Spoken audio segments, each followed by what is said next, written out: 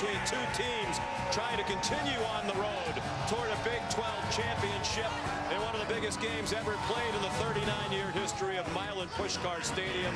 Number 6, Oklahoma, and number 13, West Virginia, for the right to play Texas in the conference championship game. The Longhorns took down Kansas today. Sam Ehlinger to Colin Johnson to cap their opening drive of the game. They led just 7-0 at the half. Ehlinger from 3 yards out in the third quarter to make it 21-0. Tom Herman's Longhorns win 24-17. So they're on to the title game next Saturday in Arlington, Texas. Here are the standings at the moment. Texas done with the regular season at 7-2. If Oklahoma loses tonight, we'll have a three-way tie at 7-2, and Oklahoma would be eliminated by virtue of head-to-head losses to both Texas and West Virginia. Big night here in Morgantown. Sean McDonough along with Todd Blackledge, joined in a moment by Holly Rowe. Delighted to have you with us, and this will be a high-scoring game, Todd. I don't think anybody doubts that. Two of the highest-scoring teams in the country, two of the best quarterbacks in the country in the Heisman hopefuls, Murray and Greer. Yeah, let's start with Kyler Murray. I'm excited to watch him play. For Oklahoma, no Baker Mayfield, I guess no problem, because all this guy's doing is putting up similar numbers. Kyler Murray is completing over 70% of his passes, equally dangerous in the pocket or outside of the pocket. And what this guy might lack in size or stature, he more than makes up for with electrifying speed and dazzling quickness. A very difficult guy to get your hands on, and he is on pace to do something that nobody has done in FBS, average over 300 yards passing and over 60 yards rushing for a whole season. A remarkable season. And on the other side, Sean, Will Greer's got one final game as a senior here to try to steal Murray's thunder, make it a night to remember, and get his football team to Dallas next week for the championship. They have not won a Big 12 championship in 7 years in the conference. Senior night for Will Greer and 17 seniors of Coach Dana Holgerson, looking for the biggest win of his career here in Morgantown. The game, the most important thing, but it is a chance for these two quarterbacks, Holly, to enhance their Heisman Trophy candidacies. That's right. How cool is this that we might have two of the three finalists for the Heisman Trophy playing on the same field tonight here in Morgantown? When we talked to Will Greer, the West Virginia quarterback, about it, he said, you know, honestly, it's really cool. I can't believe my name is even being mentioned with Tua Tagovailoa and Kyler Murray. He said, but it's more a testament to the people around me. I owe them everything. We've done this together. For Kyler Murray, when asked about if he's heard all the noise about just hand the Heisman to Tua, he said, of course I've heard it. Obviously, I have heard it, but obviously it's been pretty disrespectful. He said, I hear about it, but I'm just trying to go out and let my game speak for itself and continue to do me. Well, they can do them by getting to the championship game and a possible trip to New York. When we come back, we'll have kickoff implications on the line for both teams.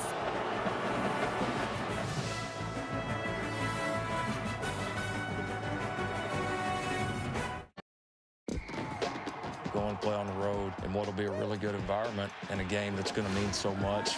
We wouldn't want it any other way. Great teams close people out. We didn't do it. We're going to have to regroup, see what we're made of. Oklahoma versus West Virginia. This is a game that could have over 100 points. And it's on now. Everybody know that it's on. Wow, throw and catch. 40 by 40. He might go. And quick enough for you. Everybody alive. Everybody that's listening to this thunder alive. Greer ready for the end zone. Will Greer's in. How do you like Will Greer legs? Everybody alive. Everybody that's listening to this thunder alive. Come on up for the vibe. Come on up for the vibe. Come on now, come on now, come on now. You gotta survive. I said you gotta survive. And only one of these two teams will survive to advance to next Saturday's Big 12 championship game in Arlington, Texas. Oklahoma trying to win the Big 12 for the 4th year in a row. No Power 5 conference team has won its conference 4 straight years since Florida in the mid-90s. And, of course, at number 6 in the country, trying to get into the top 4 and into the college football playoff for the 3rd time in 4 years. West Virginia won the toss, elected to receive. They want the ball first for Will Greer. In what is likely to be a shootout. Oklahoma, the highest scoring team in the country, 49.5 per game. And West Virginia is 9th at 41 per contest. Austin Seibert's kickoff over the head of Tevin Bush. So West Virginia will start from the 25, led by the 23-year-old senior Will Greer from Charlotte, North Carolina, family man. His wife Jeannie, a former Tampa Bay Buccaneers cheerleader. 2-year-old daughter Ellie. Started his career at Florida, started 5 games as a redshirt freshman. But then a PED suspension cost him a year during the time away. He transferred to West Virginia and has been prolific over the 2 years here. 67 touchdown passes in just less than 2 seasons. Only Geno Smith has thrown more as a Mountaineer. And they line up to throw it immediately to T.J. Simmons. And he gets gang tackled at the 30, led by Caleb Kelly, and it's an Oklahoma defense that has really struggled, Todd, all season long. They've given up 40 points or more in their last 3 games. Somehow all of them wins. Well, somehow because their offense is unbelievable. Kennedy McCoy, the running back, and Greer swings it out to him. And he's down a yard short of the first down. Run down by Kenneth Murray, far and away the leading tackler for Oklahoma at more than 11 per game. And 2 really easy passes for Will Greer to start the game. We had him last week, and he got off to a slow start in Stillwater against Oklahoma State. First 2 passes right on the mark. 3rd and short now for Will Greer in the offense. And they have 2 backs in now. Letty Brown joins Kennedy McCoy. David Sills, the motion man. And they give it to Letty Brown, lined up as a fullback. He powered through the middle for a first down to the 43-yard line. Well, Letty Brown, they like him as a short yardage back. And he kind of hesitated for a moment until a crease opened up, and then he was able to pop it through for the first down. 9-yard gain for the true freshman out of Philadelphia, Newman Goretti High School.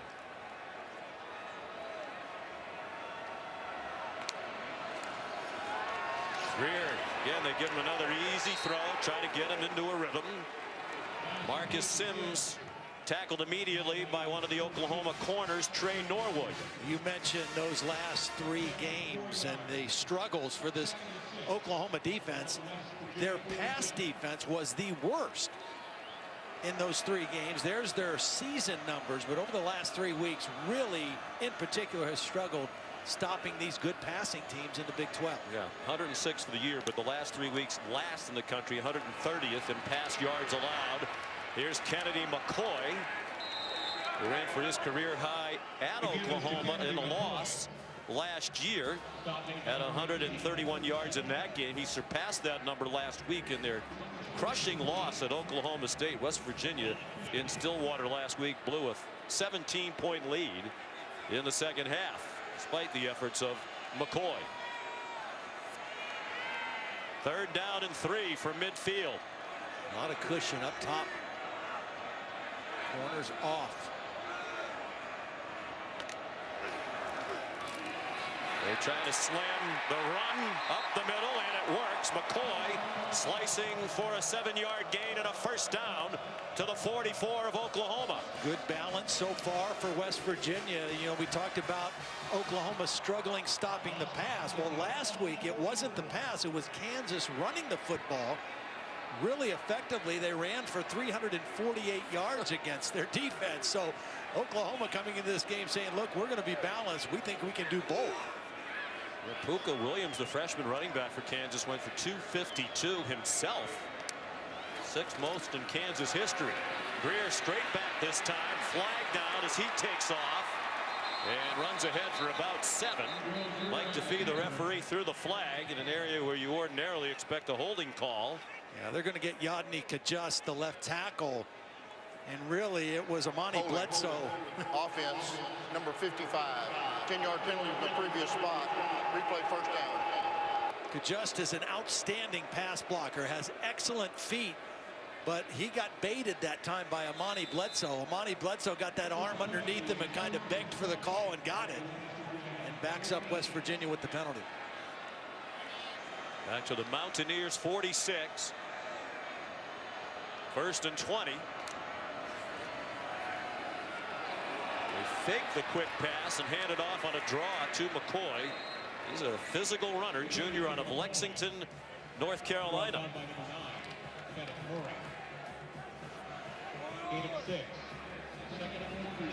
Right here, 2nd and 14. You're in Oklahoma territory. Will Greer's thinking, let's get about half this yardage at least. Give ourselves a chance with a nice 3rd down play. Saw Jake Spavital. He is the offensive coordinator and play caller for West Virginia. 4 minutes gone by, opening possession of the game. Here's Martell Pettaway down to the 40-yard line. Spavital, one of 15 semifinalists for the Frank Broyles Award, which goes to the top assistant coach of the season in college football. Oklahoma has an excellent candidate, Bill Bedenbaugh, the offensive line coach and co-offensive coordinator. 3rd down and 7. Oklahoma showing pressure. Will Greer checking, changing his protection at the line. Experienced quarterback, 22nd start at West Virginia, and a bomb on target. David Sills, a West Virginia touchdown.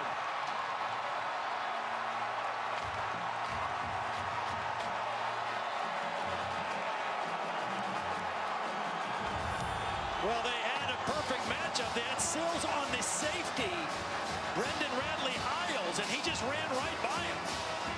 Sills was the inside slot receiver, was matched up on the safety, and that was a mismatch. Will Greer saw the pressure, changed his protection, threw for the one-on-one, and got the touchdown on the first possession of the game. Question is the knee down before he breaks the plane? It looks like a touchdown. Ooh. Very close. Progressive pylon cam gives you as good a look at it as you can have. That plays under further review. Ball just has to break the plane, doesn't have to completely cross the goal line. If any part of the ball gets to the beginning of that line, it is deemed to have broken the plane. It would be a touchdown. Jack McDonald, experienced replay official, in the booth tonight with Ronnie Ford, the communicator.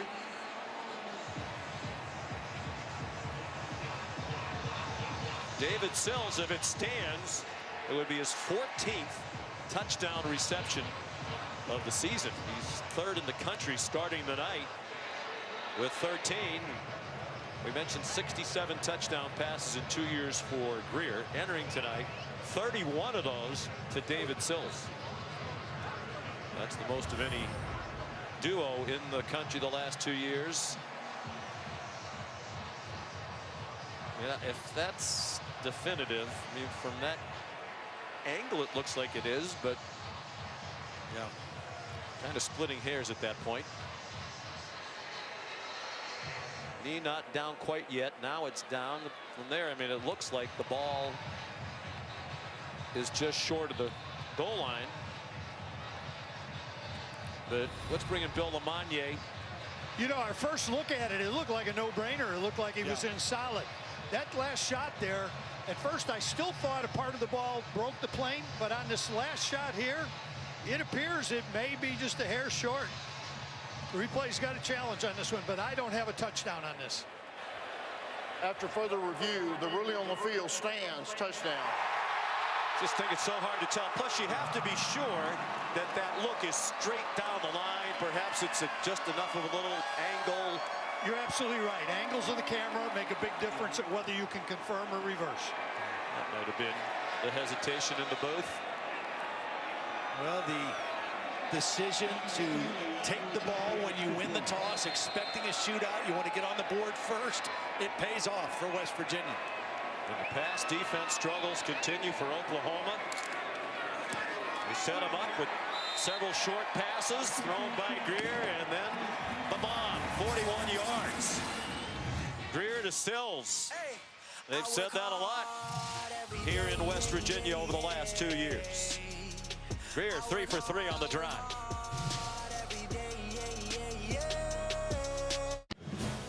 You're watching the Dr. Pepper Championship Drive Game of the Week.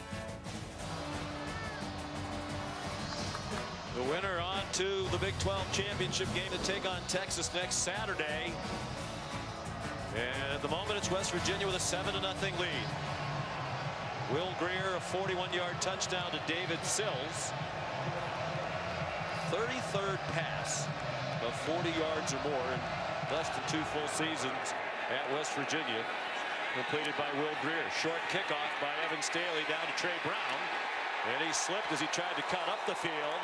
And Derek Pitts was there waiting for him. Let's take a look at who's been putting in work. It's brought to you by Carhartt, or as we say where I live, Caja. Well, last week against Oklahoma State, the cornerbacks were very physical with David Sills. That was their strategy, and it really worked. It minimized him. Tonight, the first play of the game, he gets a free release. He's a big, fast, physical guy, but he felt like, and Jake Spavital told us, we feel like our receivers match up against these corners a lot better. They're not as big, they're not as physical, and right away, West Virginia capitalizes. And certainly last week, the officials really let them play in the defensive backfield.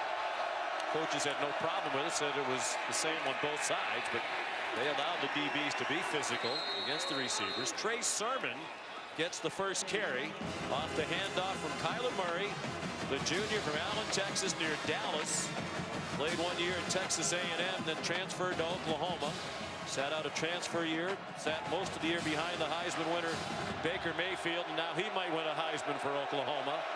Has had a magnificent season as the first-year starter for the Sooners. Leading the nation's highest scoring team. They're #1 in total offense. And the legs of Murray a big reason why as he runs to the 30 for a first down. Well, you don't see him do that very much. Running up in between the tackles. He likes to slide. He likes to run out of bounds. He doesn't like to take hits. That time he showed a little toughness running up inside for the first down.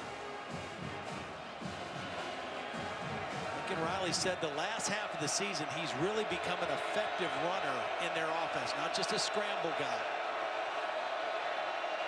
Sermon, the running back, he left last week's win against Kansas after 1 carry with a left foot and ankle injury. Murray throws a wobbler behind Sermon. Might have been deflected. 2nd and 10. Pretty good job being disciplined in how they rushed Kyler Murray. They kept him in the pocket, and as he started to break, there were 2 guys there to contain him, and a little mix-up between he and Trey Sermon, but good discipline by the West Virginia defense. You just have to rush this guy differently than most quarterbacks. They want to try to keep him in the pocket. He's listed at 5'10". Coaches for West Virginia hope to make it difficult for him to see.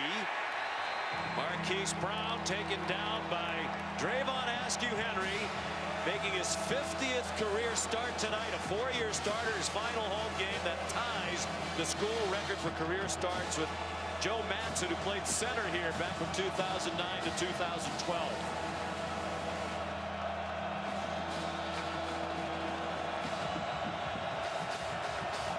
Third down and 7. 51% on 3rd down this year for Oklahoma. On target for a first down. Marquise Brown, they call him Hollywood. He's from Hollywood, Florida, a cousin of Antonio Brown of the Steelers. You see the accuracy of Kyler Murray on that throw. West Virginia not lined up as Oklahoma got to the line very quickly. And Sermon falls ahead to the 45 for a pickup of 4. Tackled by David Long, one of the best linebackers in the country. Lincoln Riley, the Oklahoma head coach, calls the plays. And very well. Yeah. Outstanding play caller. Really proved that when he was at East Carolina. That's what got the attention of Bob Stoops.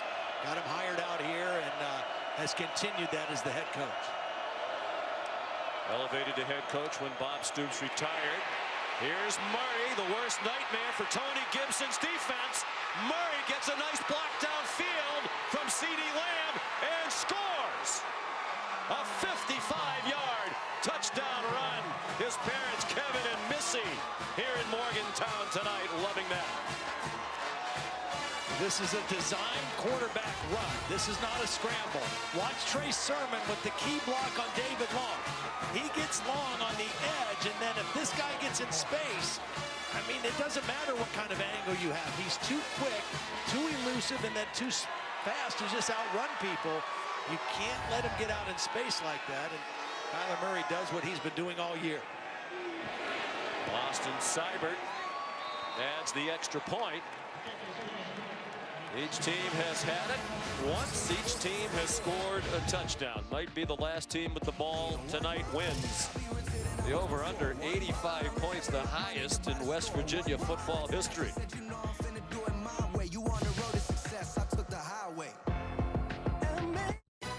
ESPN College Football is presented by Outback Steakhouse, where you can go big and go home with delivery and takeout, and in part by the Lincoln Wish List Sales Event.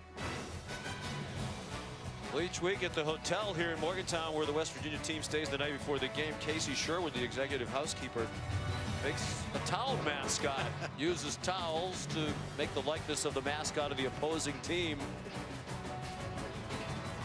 The opposing team tonight, Oklahoma.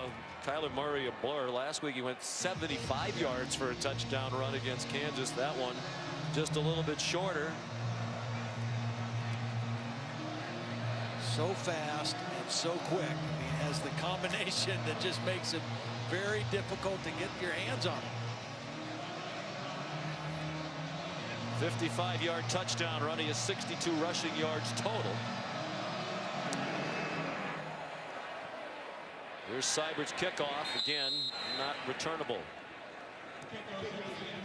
Time for tonight's Do More in a Jiffy, brought to you by Jiffy Lube. Well, I want to show you this. Now, initially, there's two guys that have a chance to make a play here, all right? The first guy, David Long, is going to get taken out by Trey Sermons, and then the pulling tackle is going to get the linebacker sandwich. And now there's one more guy who is unblocked, and he has no chance in the open field against Kyler Murray. This is too difficult in that kind of a situation to bring him down. The fake to Martell Petaway, and Will Greer's throw is too high for Marcus Sims. And to go back to Kyler Murray for a moment, Todd, you mentioned he has a chance to do something nobody's ever done in FBS football. Average 300 passing yards and 60 rushing yards for the season. Well, this is the last regular season game. Yeah. He has the 62 rushing already tonight. Yeah, he's got that part covered. Unbelievable. We asked Coach Riley, has he had a better year than Baker Mayfield, the Heisman Trophy winner last year? So I don't want to answer that. Let's say they've both played at about as high a level as anybody has played the position in the history of college football. That sounds like an overstatement, but when you think about what they're doing and put it in historical terms, it really isn't. Petaway, the ball carrier, and Kenneth Murray made the tackle. And here's a big opportunity for this Oklahoma defense now. They played great on first and second down, third and long. Will Greer backed up in his own territory, a chance to get off the field here for the Sooner defense. Don't you think it might be, Todd, whichever defense get a couple of stops tonight and a couple of turnovers, maybe even one. Sills the catch. So on 3rd and 9, West Virginia converts on a completion to the 41-yard line, good for 15 yards. Again, free access for David Sills. It's off coverage. He gets into his route, makes a beautiful catch with his hands on a cold night. It's a pretty impressive catch. It was a beautiful November day here. The temperature got up into the mid-50s, but it cooled off quickly once the sun disappeared. 42 and dropping right now with a light breeze. Petaway carried on first down. You know, you talk about defenses, and I think in this league with these kind of offenses, you just have to do it differently. You've got to try to come up with a few stops, play really good in the red zone if you can, and like you said, force a turnover or two if you can. You're not going to stop or totally negate some of these better offenses, but you got to be able to be good in situations. Here's Petaway, weaving his way through this porous Oklahoma defense. Amani Bledsoe ran him down. There's Ruffin McNeil. The new defensive coordinator was coaching the defensive tackles at the start of the year, but Mike Stoops replaced as the defensive coordinator by Lincoln Riley, replaced by Ruffin McNeil. And Bledsoe, who was in on the tackle on the last play, is injured for Oklahoma. Of course, McNeil and Lincoln Riley go back a long way to Texas Tech when Lincoln Riley was still a teenager and a student assistant coach, and Ruffin McNeil was coaching special teams under Mike Leach.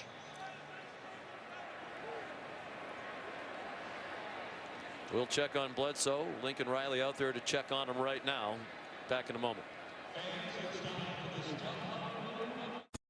Great wide receiver from the Pittsburgh Steelers, Antonio Brown. He's made the 75-mile trip south from the Steel City to Morgantown to watch his cousin, Marquise Brown.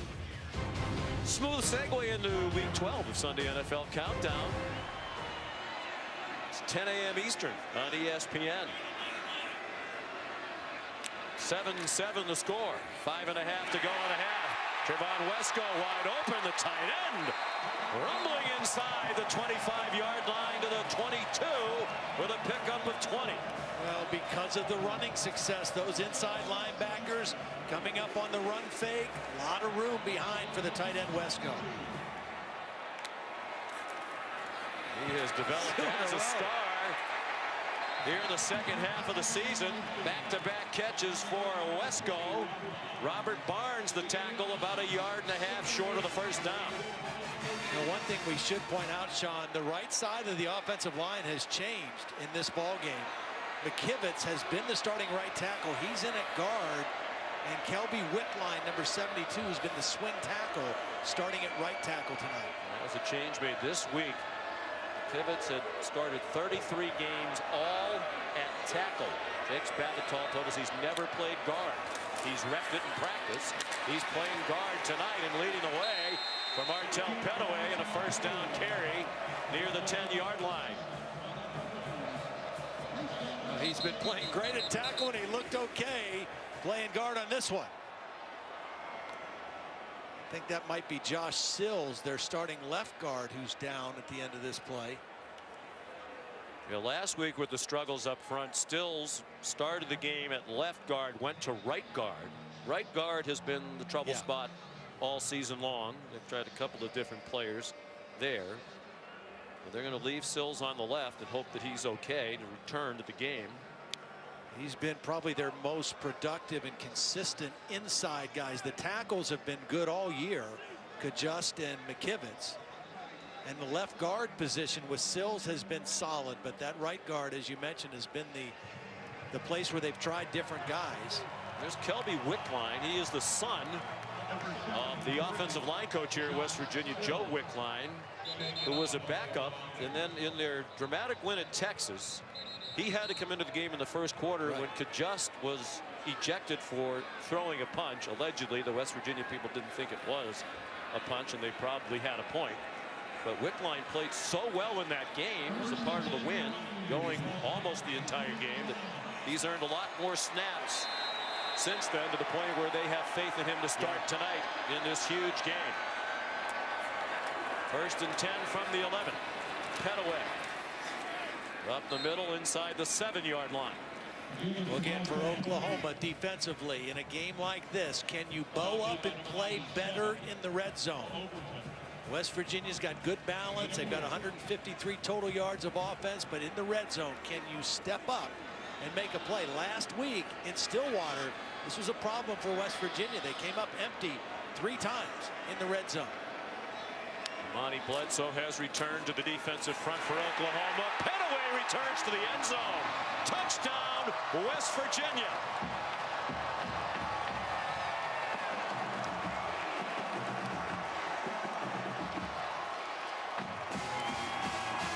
Talked about the right side of the line. McKivitz and Whitline blocking down, and then Wesco. The key to their run game. Watch him pull around and lead the way into the end zone. The 275-pound tight end just clears the way, and Petaway walks in for the score. His 5th rushing touchdown of the season. 6th touchdown overall. Evan Staley, the extra point.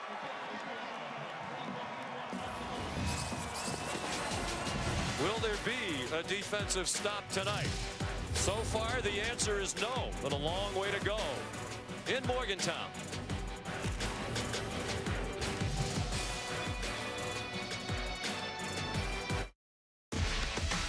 The ESPN app, now with ESPN Plus. Get more ESPN and download now. Sean McDonough, Todd Blackledge, and Holly Rowe back in Morgantown, West Virginia. The Mountaineers have had the ball twice. They've scored 2 touchdowns. Oklahoma will get it for the second time. They scored on a 55-yard run by Kyler Murray on the Sooners' first possession of the night. Evan Staley kicking off into about a 7-mile-per-hour breeze.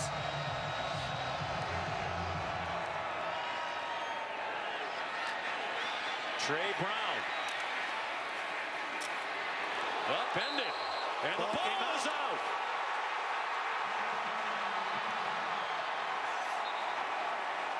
They're signaling. Looks like they're signaling that he was down.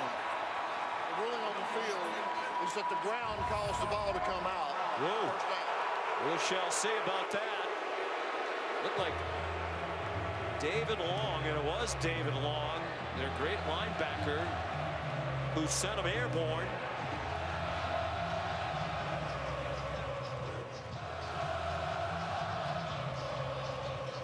Help from Dante Bonamico. Bill Lamagna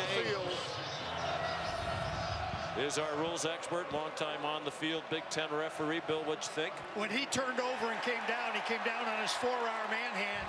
When the forearm hit, that's what caused the ball to come out. Yeah. This call should be confirmed. If it was only his hand that hit, that wouldn't put him down. But there's his forearm coming down on this. Tell you what, good coverage on both kickoffs by West Virginia. This has been a strength of the Oklahoma team, their kickoff and punt return teams. Trey Brown's had a really good year, and 2 times now, West Virginia has been excellent coverage. Yeah, Oklahoma's outstanding in 2 of the 3 units. Right. Maybe the best offensive team in the country. I think they are. And their special teams last year tied 97th in punt return, 98th in kickoff return. This year, Shane Beamer, Jay Bulwer coaching them up. They're 9th in punt return and 11th in kickoff return. They have a great kicker in Seibert who does all 3. But I think the question for the committee, and of course, if Oklahoma doesn't win tonight, college football playoff ranking isn't going to matter.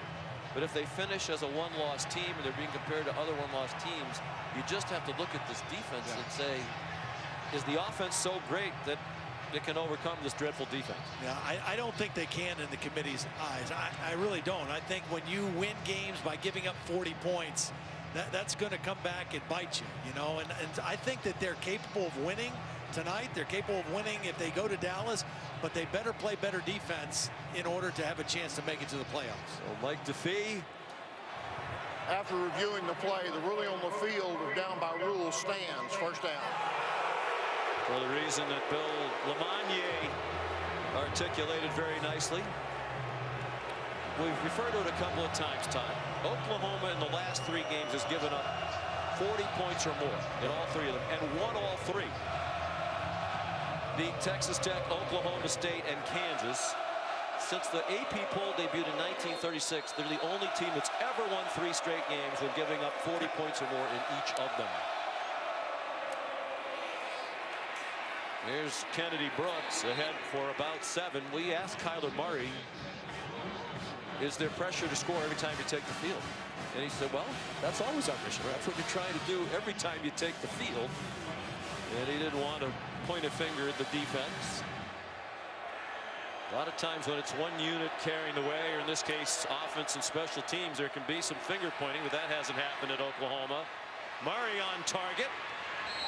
Marquise Brown in front of his cousin Antonio, a first down near midfield.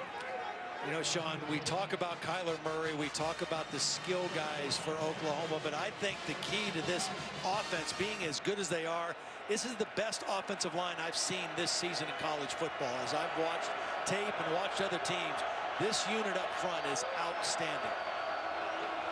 Yeah, from left to right, there's no weak link in that offensive line.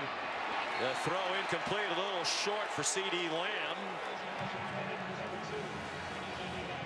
He slipped as he went to catch it. Look at dismay on the face of Kyler Murray when they didn't complete it. One of the problems facing West Virginia's defense against this kind of an offense and a quarterback like Murray, they have really been beat up at the linebacker position more than any other spot.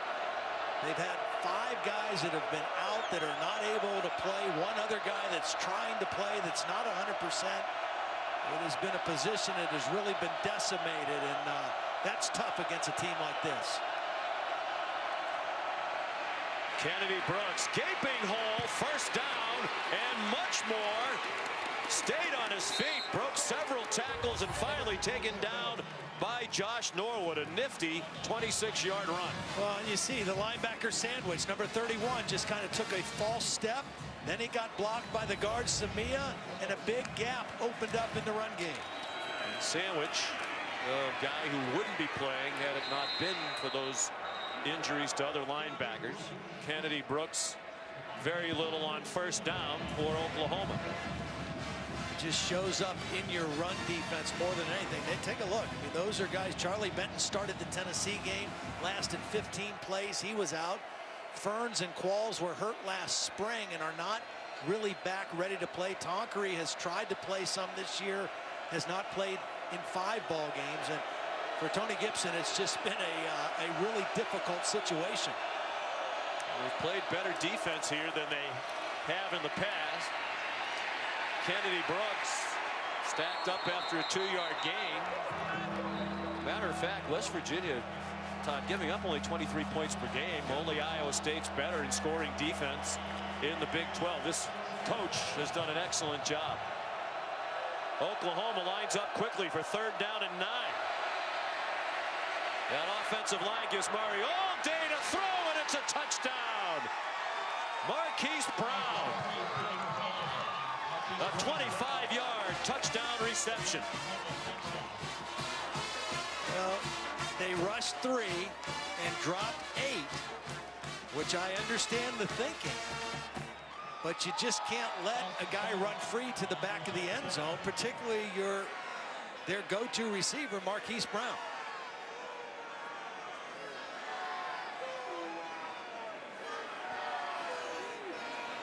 Kyler Murray, trying to enhance his Heisman candidacy, has already run 55 for a touchdown, and now he throws a beautiful ball to Marquise Brown for a passing touchdown, and the extra point by Seibert has tied it. Well, here's Marquise Brown. Watch what he's going to do. He's going to run to here and just kind of stutter, and then he's going to go to the end zone.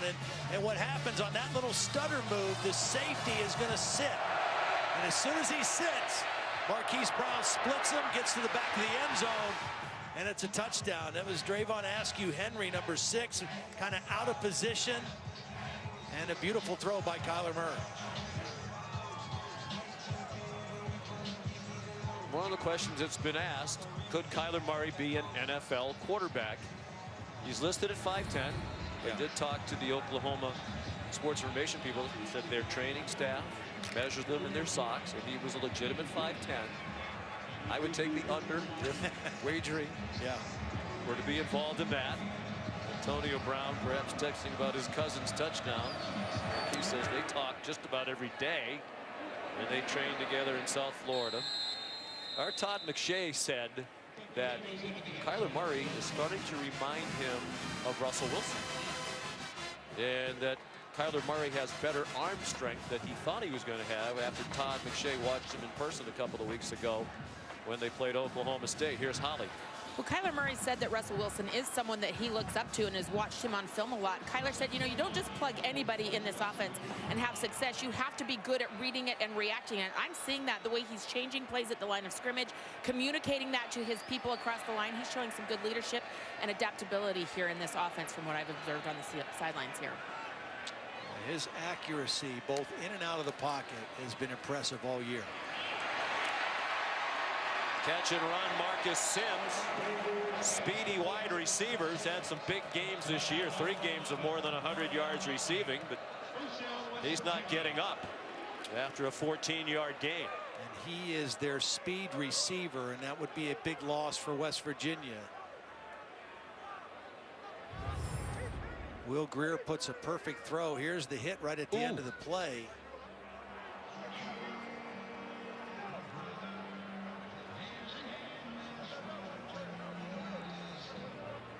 I mean, I would bring Bill Lamagna on this. for possible targeting. It wasn't called on the field, but replays got the rule of availability that they can look at this for a crown of the helmet type hit. Yeah, and it appears he's a runner, right, at that point. But, so he's not defenseless. Right, but if it's a crown of the helmet, it was Robert Barnes who has been their most consistent and best player in the secondary, which would be a huge loss for Ruffin McNeil's defense if it does get reviewed or looked at in the review booth. Well, I can guarantee you the replay booth and Dallas is probably both looking at this now to make a decision. The Big 12 is an officiating command center. As it stands, if Marcus Sims is not able to play again, the impact that has on West Virginia's offense, he is the guy that is the speed matchup receiver. Marcus Sims now here shaken up on the play. He'll go through the full concussion protocol. He had over 100 yards receiving against Texas Tech, against Kansas State, and against Youngstown State. He looks a little wobbly. Yes, he sure does. Doesn't look good. And it looks like replay is just going to have a play on here. I mean, to me, Todd and Bill, that's the kind of hit they're trying to get out of the game. Great. He's leading with his helmet. I guess they felt it wasn't the crown of his helmet. T.J. Simmons dropped for a loss by Trey Brown. They started the game with that same play, got 5 or 6 yards that time. Trey Brown read it quickly and made a nice play for a loss of yardage. Will Greer, even though that one was a loss of 1, 8 for 9, very sharp here in the first quarter of the ball game. 108 yards and a touchdown pass for Greer, playing in his final home game here. Took off running, tackled from behind by Neville Gallimore. Ruffin McNeil raved about the middle of his defensive front three from St. Catharines, Ontario. That was a weird play. Will Greer was faking, but there was no back in the backfield, and so there was no effect of the fake, and then he ended up running, and that's not his strong suit. And a third down and long, again, opportunity for this Oklahoma defense. West Virginia 4 for 4 on third down. Letty Brown, the running back. Just a 3-man rush. They're playing pass coverage. Catch made short of the first down. Giovanni Haskins, one of their tight ends. And that'll take us to the end of the first quarter. Well, Dana Holgerson also told us in a game like this, we may have to go for 4th downs because he knows it's going to be a shootout. He's going to have a little time to think about it here at the end of the quarter. Entertaining first quarter. 182 yards of offense for West Virginia. 153 for Oklahoma.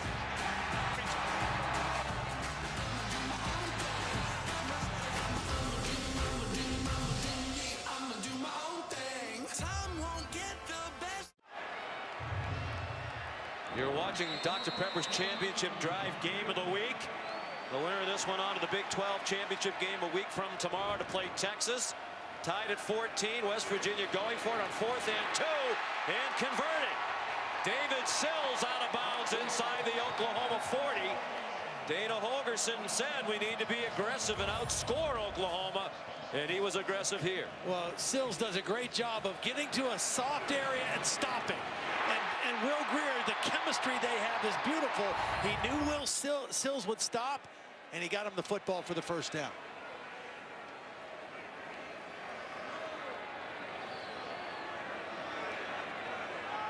From the 38-yard line of Oklahoma. Greer to Sills, chopped out at the 31. Caleb Kelly the tackle. Holly.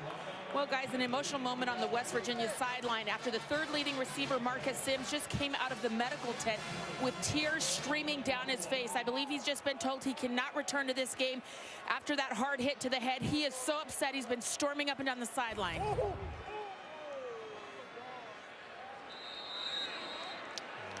That's a sad deal. You could see even as he was walking off the field and he was staggering a little bit, he was even then saying, I'm okay, I want to be back, I'm going to play, I'm okay. But they got to do the right thing for the guy. I mean, they've got to be smart and safe He took quite a shot on that play. As you said, he's an excellent deep threat. Lenny Brown ripping through the Oklahoma defense to the 14-yard line, 15-yard run. Trey Brown might have saved a touchdown with the tackle. Now McKivitz is back at right tackle. Chase Burnt is in at right guard now, and McKivitz at his normal tackle position got the key block on that play, and West Virginia just doing whatever they want to this Oklahoma defense. 84 yards rushing, 137 yards passing. Hasn't been a stop yet. Lenny Brown to the 10-yard line. Marcus Sims still very emotional, and this is the biggest game of his life to date. Junior from Bowie, Maryland, trying to help his team get to the Big 12 championship game, convinced that he's okay to go back in. Kennedy McCoy, the running back.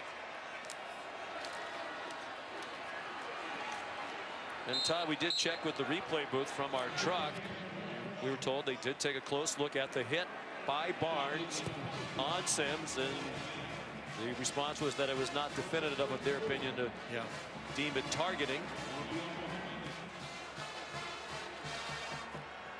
Third down 4.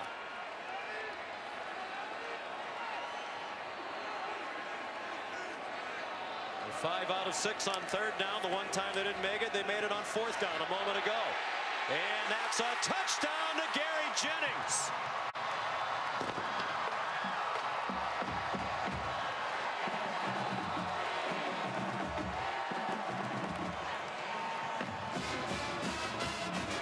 Wow, great combination route with David Sills and Jennings. Sills is going to go inside. Jennings is going to pause Offense, and then number go 13. outside. Oh, they called Big it. play in the end zone. 15-yard penalty to the previous spot. Replay third down. Yeah, he did kind of go in there and throw his body at him. You know, he could have very easily just avoided him, and Jennings would still be open. What a huge call. Pass interference. And instead of an 8-yard touchdown to Jennings, the ball back on the 23 for third down and 19. They didn't get a stop the conventional way in the red zone, but they got the penalty. It was a good call. They fired off some cannons that created some smoke, or whatever it is that generated the smoke. Kennedy McCoy to the 10-yard line. Now what does Dana do? Does he go for 3 points here and keep the lead? Nope. Or does he go for the first down? And he knows, I mean, even though it's early in the game, field goals are not going to win this football game. It's going to be touchdowns. But I do think there's something to be said for keeping in the lead as long as you can as well. 4th and 6 from the 10.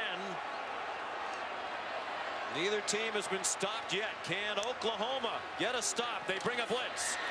It's a pass to the back of the end zone over the head of Giovanni Haskins, with Robert Barnes, who might be very fortunate to still be in this game, in coverage. Ball was just a little thrown a little bit too far for Haskins. They had a nice matchup. The tight end on the safety, and the ball just overthrown slightly, and Haskins not able to come up with it. I think that's a good no call on interference, just a slight overthrow by Will Greer. And so Oklahoma, in an unconventional way, gets a stop from their defense, aided by the pass interference penalty on David Sills. Bill Lamagnier concurs that was a good call on the offensive pass interference that wiped out the touchdown. So Oklahoma takes over from its own 10. First stop of the game by either defense goes to the Sooners. Murray off his back foot on target to C.D. Lamb. And he's down seemingly just shy of the first down, with Josh Norwood making the tackle. Lincoln Riley told us they need C.D. Lamb to really play at an elite level here down the stretch. He's had a really good year, had a great freshman season, and they need him to just kick it up even a more of a notch here down the stretch. Trey Sermon on 2nd and 1 gets the first down, tackled by the outstanding safety Kenny Robinson. Brought down by Kenny Robinson. Sean, you know what's amazing about this Oklahoma offense is coming into the game, they're averaging 8.8 yards a play, which is best in college football, but they're 108th in terms of number of plays per game. So they're just so efficient, even though they don't run a ton of plays. Well, there's two things that factor in that, obviously. They score quickly, and their defense stays on the field a long time because they give up a lot of plays and yardage. But that 8.8, if it ended the season that way, that would be the all-time single-season FBS record. Hawaii holds that record right now at 8.6. Oklahoma broke a school record of their own last year at 8.3 with Baker Mayfield, and they're ahead of that schedule. Well, Hawaii's 8.3 yards per play for the whole season in 2006 with Colt Brennan, the quarterback. 2nd down and 10. Off the play fake. Lots of pressure on Murray on target. Coming back to make the catch, Brown. They'll mark it shy of the first down by about a yard. Give him that forward progress. Keith Washington the tackle. Great poise by Kyler Murray that time. He knew that West Virginia was bringing pressure. He eluded it and still made the accurate throw.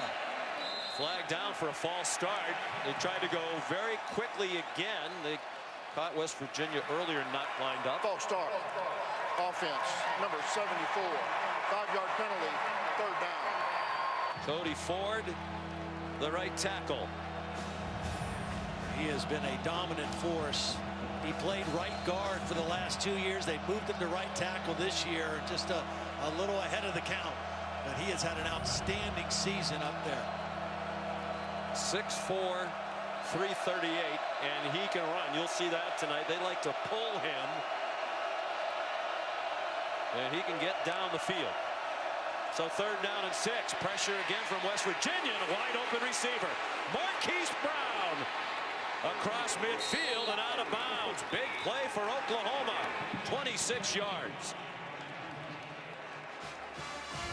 Well, Marquise Brown is running a crossing route, and Keith Washington just kind of got picked on the inside. He was in man-to-man coverage, and they ran double crossing routes, and Marquise Brown was able to get free for a nice completion.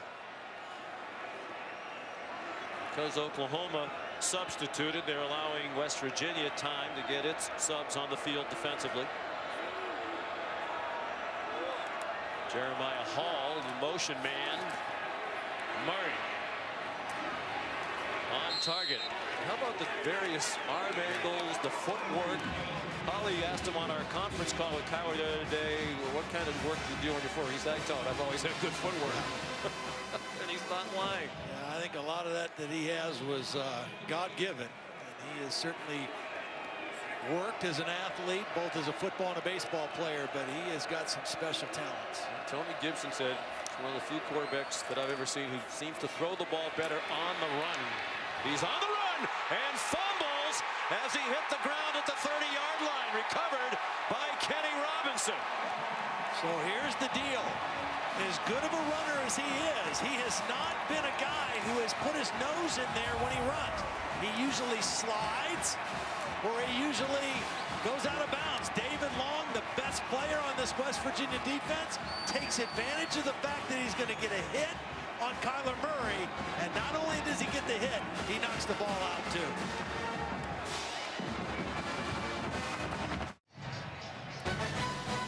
Well, it's a great holiday weekend of college football. Continues tomorrow night, 8 Eastern time on ABC.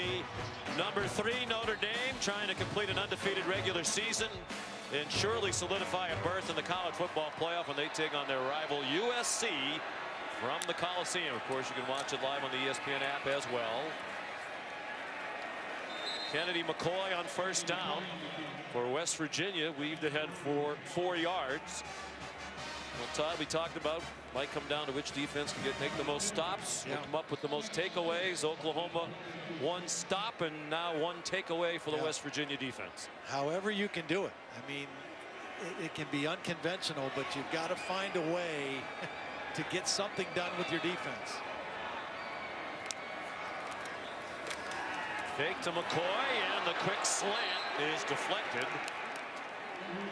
Robert Barnes knocked it down. And you know, after the decision was made to keep him in the game after the targeting review, he's going to be a factor. Yeah, well, that was always works out that athletic play that time by Barnes, coming on a pressure, timed his jump, got his right hand on the football, and brings up a third down play for West Virginia. I can tell you that Marcus Sims has left the sideline for West Virginia, still emotionally, went to their locker room. Will Greer, lots of time, and incomplete. Crowd wants a flag. It was intended for Sills. Good coverage by Parnell Motley, who rotates in as part of a three-man rotation at cornerback for Ruffin McNeil. Motley's a little bit bigger. Good position and underneath coverage. And that's good coverage. Greer took a shot at the end of the play. Not too much to it, but got knocked down. He's limping off. Favoring his left leg. Here's Billy Kinney, Morgantown native, fifth-year senior. Last home game playing for his hometown university. Third year as the starting punt. CeeDee Lamb broke a couple of tackles but could not spin away, and Oklahoma will start at its 35 in a 14 all-time.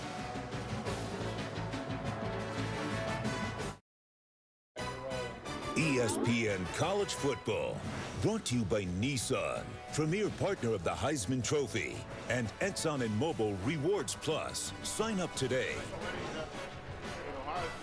Well, we hope you had a happy Thanksgiving. Our crew certainly did. Our audio crew there, Paul Cody and Stevie K. And there's Rembert Young, replay operator on this crew for 27 years. I believe he had one plate of food for every one of those years yesterday. We are blessed to be working with these wonderful people and fortunate to be here tonight for one of the big games of the year in college football, Oklahoma and West Virginia. The winner will play in the Big 12 championship game in Arlington, Texas, a week from tomorrow against Texas, which clinched its spot with a win today at Kansas. Kyler Murray in a 14 all-tie, going deep, and there's Hollywood Brown again. And yanked down at the 1-yard line. Keith Washington looked from here like it might have been a face mask. Cousin Antonio can't believe Marquise didn't take it all the way. Well, he's got single coverage on Keith Washington, but the safety, Kenny Robinson, bites on an underneath route. He's got to be deep to help the corner on that deep post route. I mean, that's easy throw for Kyler Murray. There's the ball down inside the 1-yard line. Could have been a face mask call for sure on that play, but Oklahoma first and goal. Trey Sermon to the end zone. Touchdown, Oklahoma.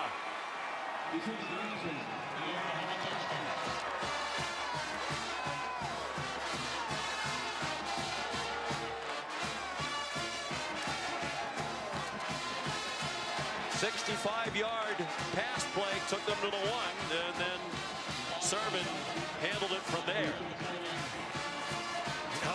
Lincoln Riley told us when we talked to him on the phone this week, I think Marquise Brown will be about as close to 100% as he's been all season. I think he looks 100% tonight. 7 catches now, 149 yards and a touchdown. It's pretty good in less than a half. He went to College of the Canyons in California, high school in South Florida. You wonder how that could be. He weighed 138 pounds, Marquise Brown, when he graduated from high school. When he's in junior college, some college recruiters came out and took a look at him. They watched him run the 4.3 40, said, we don't care how big he is, we'll make him a little bit bigger. Here's today's catch, brought to you by Bass Pro Shops and Cabela's. Well, this is a deep post pattern that Marquise Brown is going to run, and he's right here running this post pattern. But the guy to watch this safety right here. That's the free safety, Kenny Robinson, number 2. He's going to bite on the inside route, and he doesn't stay deep to help his corner. I mean, that guy's got to be back there to help on the deep route. Instead, it's a huge play Antonio Brown wanted the touchdown. He said, I would have scored. No doubt I would have scored because you got to get it in. Trey Sermon does the rest. Antonio Brown had a good look at that long pass to his cousin because he's down in that corner of the end zone. He'll get ready to fly to Denver. Steelers with a big game at the Broncos on Sunday. Here's Austin Seibert to kick off. Returnable? No. Over the head of Tevin Bush. Back in the studio, here's Adney and Vert. All right, Sean, thank you. Happy Thanksgiving to you and yours. How about the Apple Cup? Washington State. Here's Jake Browning intercepted by Skylar Thomas. Huge pick there as Wazoo's trying to improve their standing and impress the playoff committee by knocking off these Huskies. And then Washington State, bad snap on 4th and 1, denied. Surprising with all the offense at their disposal. It's scoreless, Sean, almost through one. It's snowing. Certainly our thoughts go out to the members of the Washington band involved in the bus crash yesterday. Thankfully, none of the injuries life-threatening, but the band didn't make the trip because they all couldn't make it. A couple of them were still hospitalized as of earlier today. Giovanni Haskins, the catch and run out to the 42-yard line. West Virginia now trailing for the first time tonight. I like that they're looking for Haskins more in this game. He only had 1 catch for 9 yards against Oklahoma State last week. He's a talented receiver, a tight end that can flex out and play wide receiver. Transfer from Miami. Career 12 out of 16 passing. He had missed on the previous 3 before the connection with Haskins. Martell Pettaway for 8 yards to midfield. Virginia's got a nice combination with Kennedy McCoy and Pettaway kind of sharing the tailback duties. They've had injuries at running back as well. Alex Sinkfield is a key member of their running back rotation, but he's missed 6 with a high ankle sprain. Pettaway again, first down to the Oklahoma 46-yard line.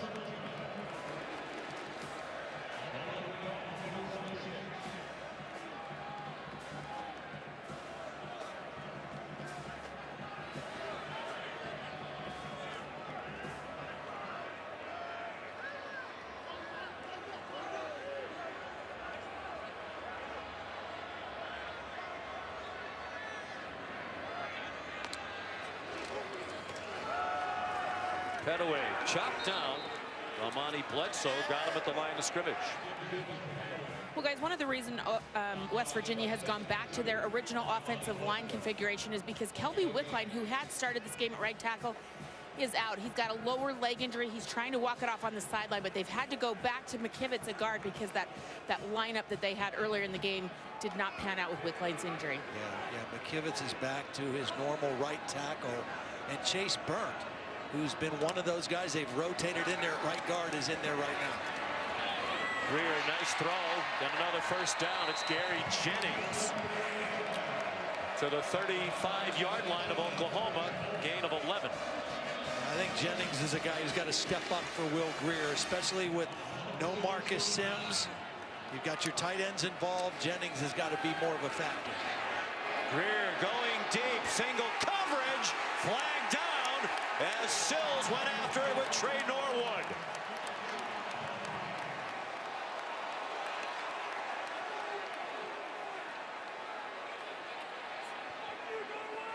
I think the fact that David Sills was aggressively going for the football is why he gets the flag here. I think Trey Norwood was in okay position, but he never made a play on the ball. Defense, number 13. The 15-yard penalty for previous spot. Automatic. First down. It's single coverage. Norwood's in good position. He doesn't bite on the stutter step. And I think they would allow that contact if he would have tried to make a play on the football. Sills is being physical. He's working to try to get a position on the football and drew the flag and a first down for West Virginia. Sills is just about as physical. Yeah. We saw the game last week Oklahoma State and West Virginia and Stillwater, they let a lot of that kind of stuff go on both sides all day. Quick pop to Wesco. He's very near another first down at the 10-yard line. Third time they've done this. Watch the linebackers bite on the fake, and it just leaves that open for the tight end. Fake the run, linebackers in, flip it to the tight end. 3 catches for Wesco for 38. Fifth-year senior, third year at West Virginia, came out of Lackawanna Junior College in Pennsylvania. He's been a revelation the second half of this year. Greer again, the fade, the Sills, the foot in. And it is a touchdown for the Mountaineers. Wow. This is a fantastic catch by David Sills. He has to reach behind him. He fakes the screen. What a beautiful double move. He's working on the safety, Robert Barnes. That is an outstanding catch. First, he has to go high to catch it and then get that 1 foot in. Beautiful work by David Sills. And this is a guy who is still learning to play the wide receiver position. And the progressive pylon cam gives us a perfect picture of the footwork. Quarterback is a young boy, offered a scholarship in the 8th grade by Lane Kiffin when he was at USC. Transition to wide receiver here at West Virginia, abandoned his dream to play quarterback. And he's one of the best in Mountaineer history and one of the 11 semifinalists for the Blitnikoff Award as the best receiver in the country this year. A 10-yard pass, we're tied again.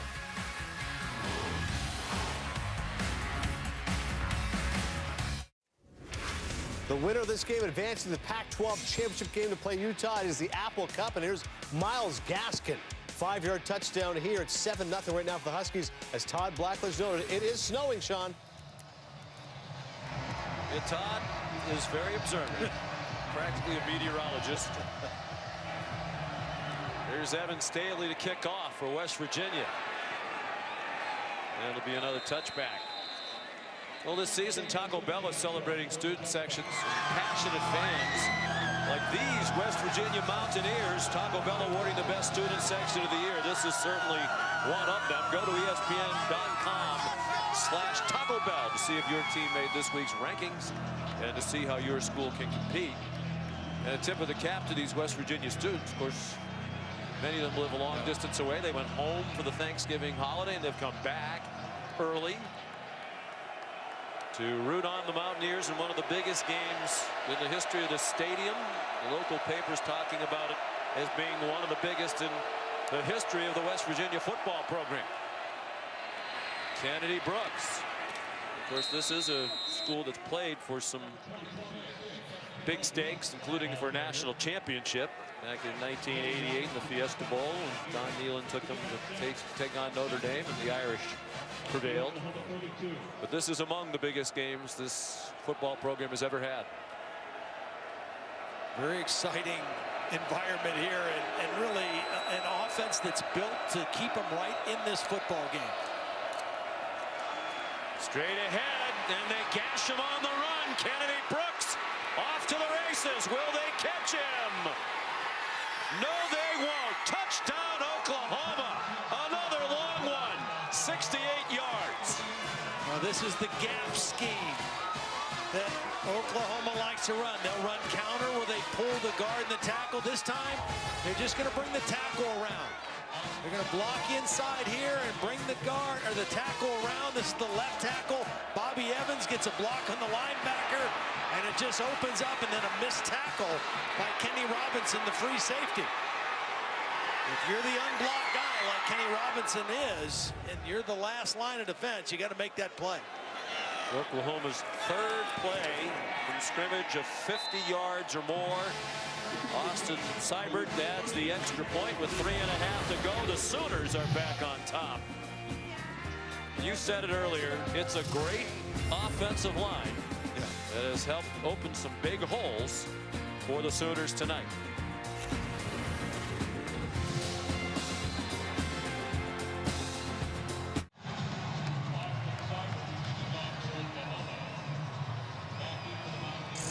Back in Morgantown, West Virginia, as we take a look at great battles brought to you by Super Smash Brothers Ultimate.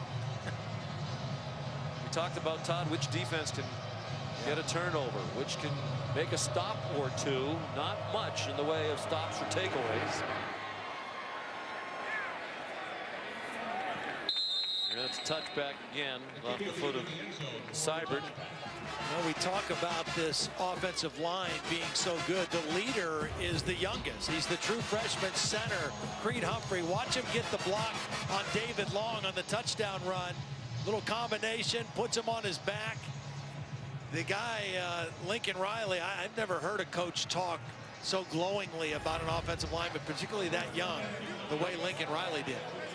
He said he's the best offensive lineman I've ever been around. Yeah. And as you said, he's a freshman. I believe he's a redshirt freshman.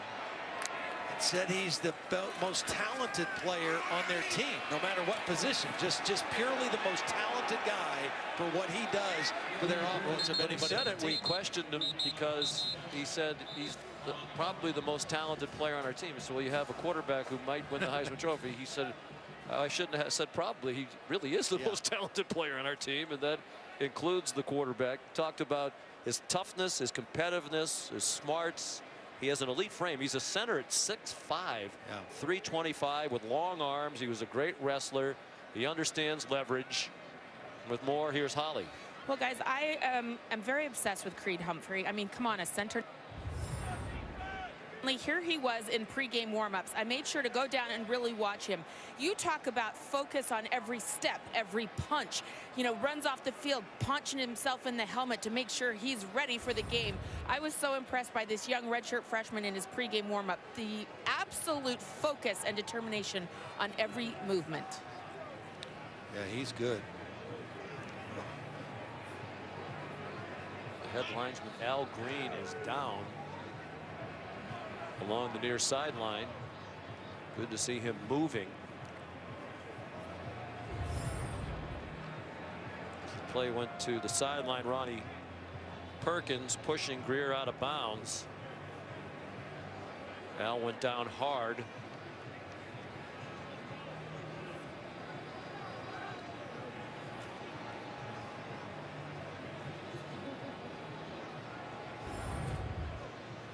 Good to see that he's now sitting up.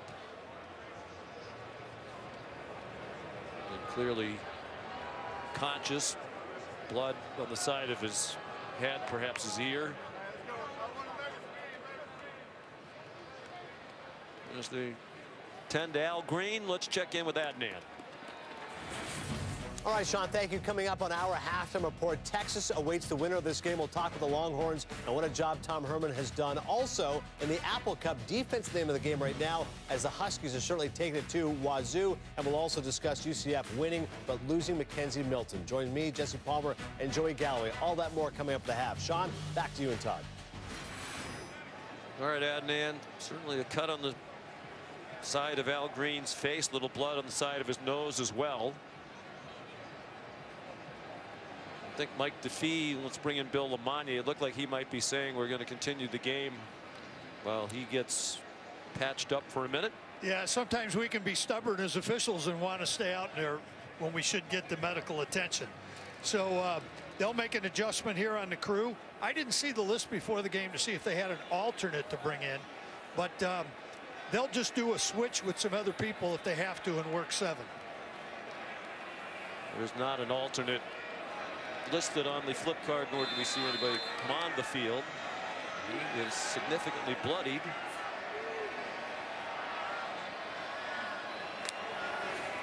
Second and 11 from the 24-yard line. Greer under duress. The ball's out as Caleb Kelly took him down. He scoops it up and scores.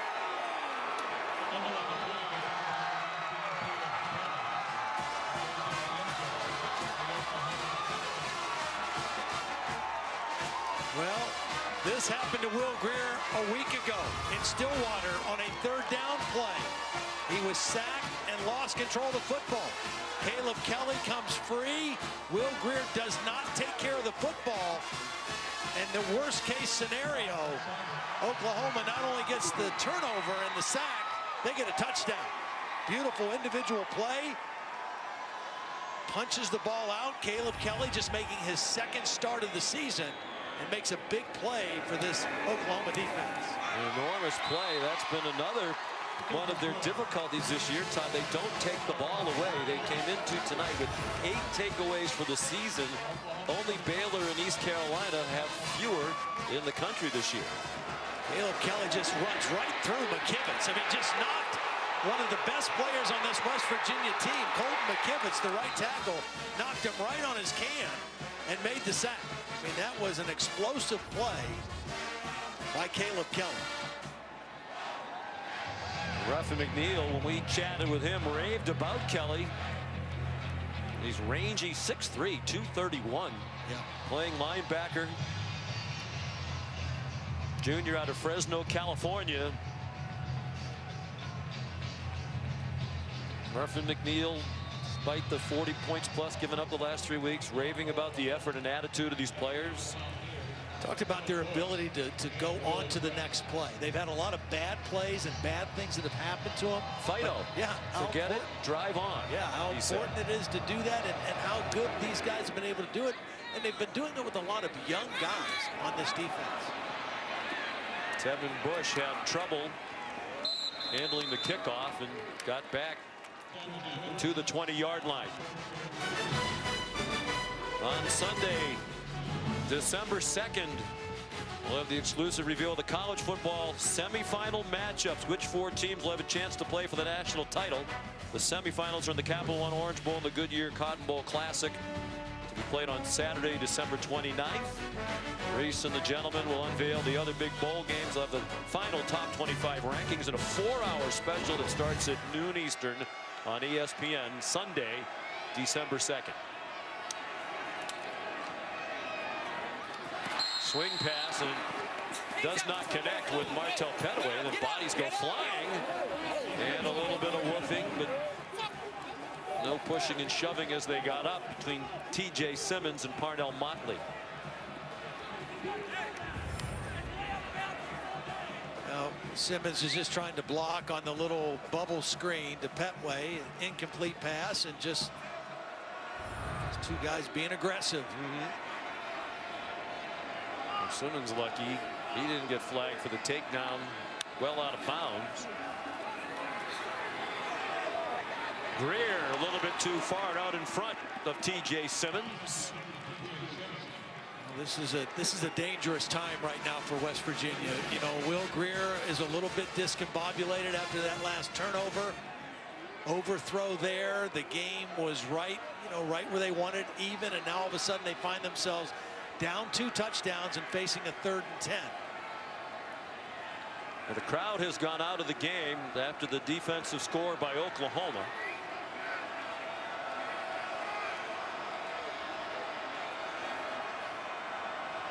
Simmons getting more action without Marcus Sims available to them. When he went to the locker room, Kennedy McCoy, the running back, dragged down at the 40-yard line. Delarian Turner-Yell made the tackle, a backup safety. Beautiful block by David Sills out there. They got that quickly to the back, and Sills did a beautiful job blocking the corner and making that an easy conversion for the 1st down.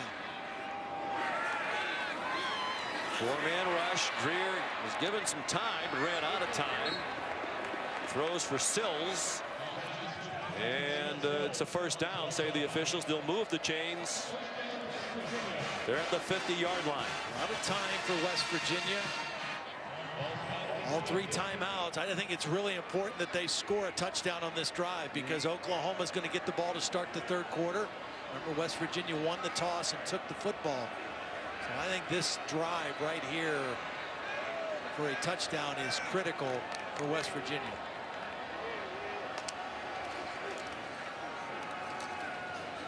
There's enough time for West Virginia to score. Oklahoma could score again. Maybe West Virginia would get another chance the way this game has gone. Short run by Kennedy McCoy. Dana Holgerson trying to beat Oklahoma for the 1st time. They're 0-6 against the Sooners since they came into the Big 12. 7th year in the conference for West Virginia.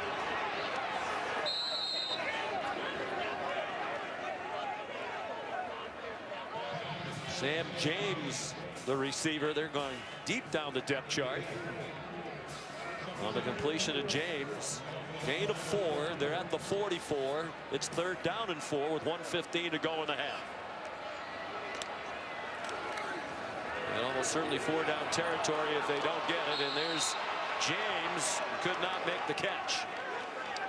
Yeah, he started to run before he did the first thing, which was catch the football. Had Wesco out there as a blocker, would have easily probably converted this, but you got to make the catch first. Catch on the previous play, his first of the season. 4th down and 4. Very important play late in the first half for the Mountaineers. Lots of time for Greer, and the catch made by Gary Jennings, and a first down to the 32-yard line.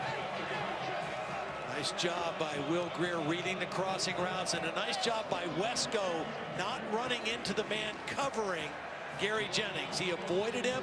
They already had an offensive pass interference call on David Sills earlier for not avoiding the contact. It was a nice job. Again, plenty of time for Greer. Again, single coverage. Jennings reached for it and was very well covered by Trey Norwood. Norwood did a nice job of reading the eyes of Gary Jennings. Watch the end of this play. He's going to read the eyes and then reach back and make a play on the football. West Virginia takes his first time out of the half. 30 seconds. It's a really good throw by Will Greer, but a nice job getting a hand on the football.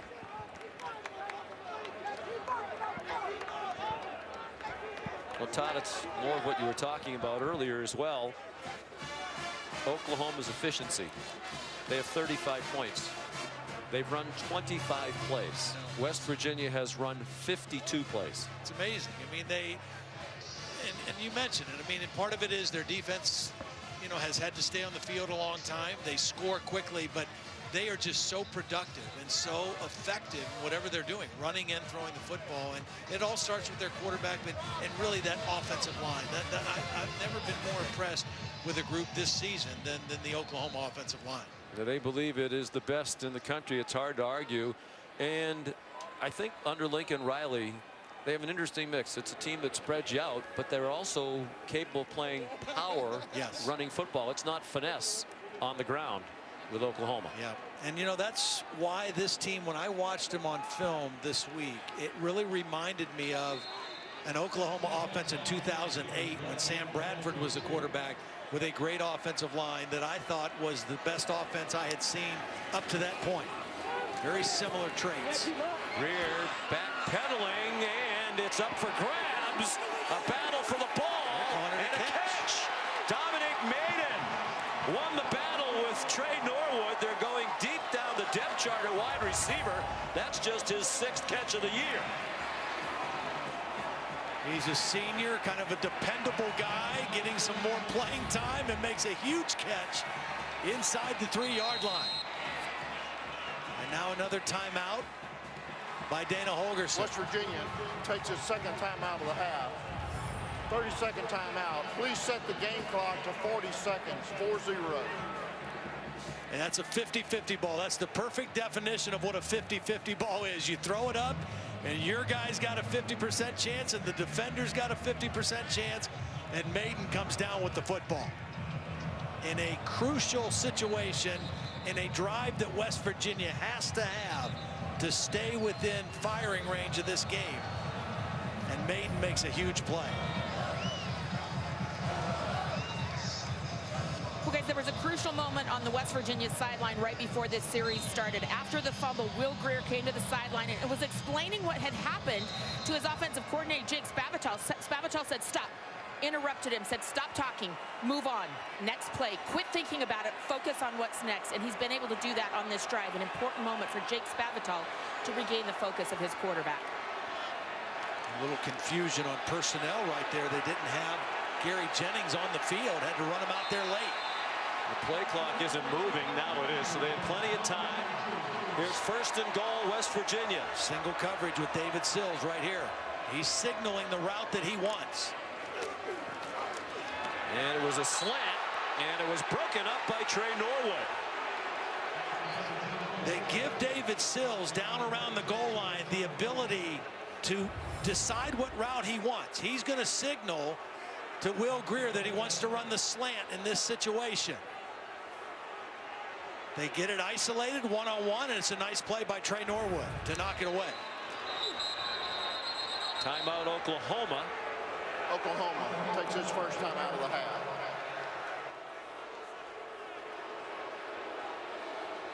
So 2 remaining for the Sooners and 1 for West Virginia with 37 seconds to go in the half.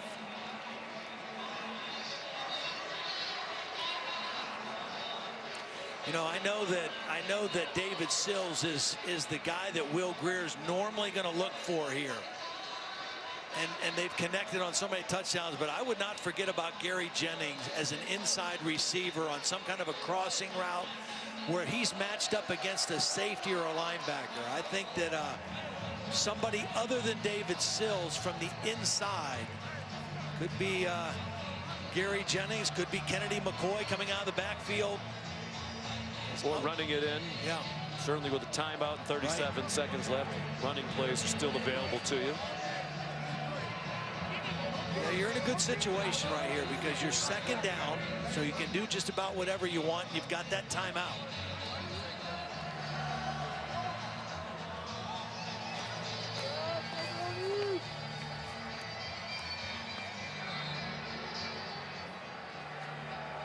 Will Greer has already completed passes to 9 different receivers tonight, including Sam James, who isn't even on their depth chart. His first career catch. Number 81, the true freshman from Richmond Hill, Georgia. McCoy, the running back, on the right hip of Greer. And he's down to the goal line. And they're marking him down short. And the clock running. Robert Barnes in on the stop. They're just short. Now, Dana wants to call that last timeout, which I think he got to do. Oklahoma takes his second time out of the half. 30-second timeout. Oh, Oklahoma called. He was trying to call timeout himself. So does that mean that he gets to keep his timeout? Yes, because they announced it as timeout Oklahoma. I think the Oklahoma coaches were concerned that they wouldn't get lined up. It was clear that Dana Holgorsen in West Virginia had another play ready to go in case McCoy didn't get in. They were going to get right on the ball. And Lincoln Riley wanted to make sure his guys were set. That's big for Dana Holgorsen because now he still has a timeout, so they could still run the football here on 3rd and goal and still be able to stop the clock if they don't get it in. So the fact that that timeout was charged to Oklahoma is big for West Virginia and Dana Holgorsen with 22 seconds left in the half. And if they don't get in, he'll go for it on 4th down. Well, yeah, down 14 now. That field goal not going to mean much. Again, Oklahoma gets the ball to start the 3rd quarter. West Virginia desperately needs to cut this to a 1-score game. Greer goes out in motion. It's a wildcat to McCoy to the end zone and a touchdown.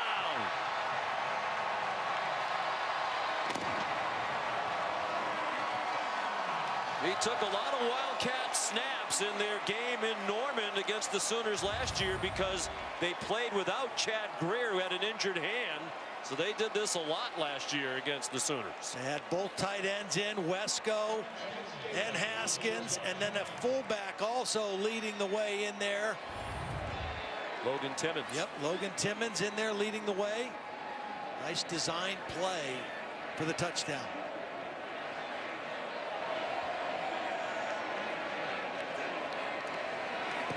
Evan Staley, the extra point.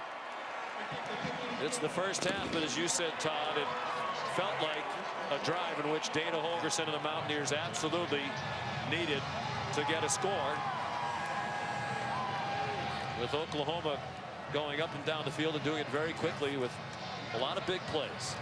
And it just kind of feels like in that first half, Oklahoma's defense maybe had one more stop maybe 1 or 2 more stops, and they've got 1 more touchdown. You know, and that's the kind of game it's going to be. Both teams with good numbers. Look at that, 367, 371 yards and a half of football. So there's not much D, but you gotta find a way to create a couple plays or a couple stops, and Oklahoma's had a few more.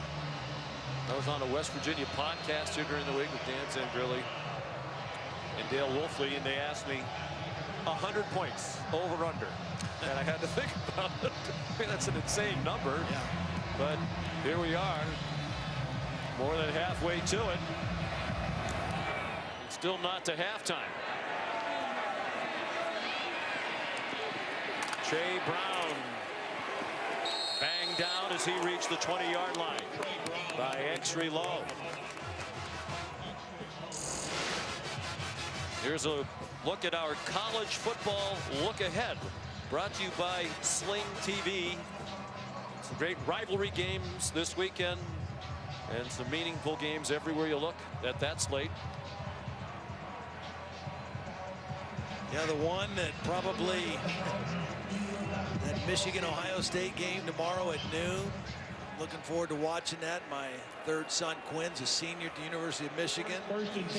Anxious to watch that game. And even though Michigan seems to have the better team and is playing better, 13 of the last 14 years, Ohio State's beaten them in 6 in a row, and Jim Harbaugh's never beaten the Buckeyes, so it's going to be a heck of a ball game.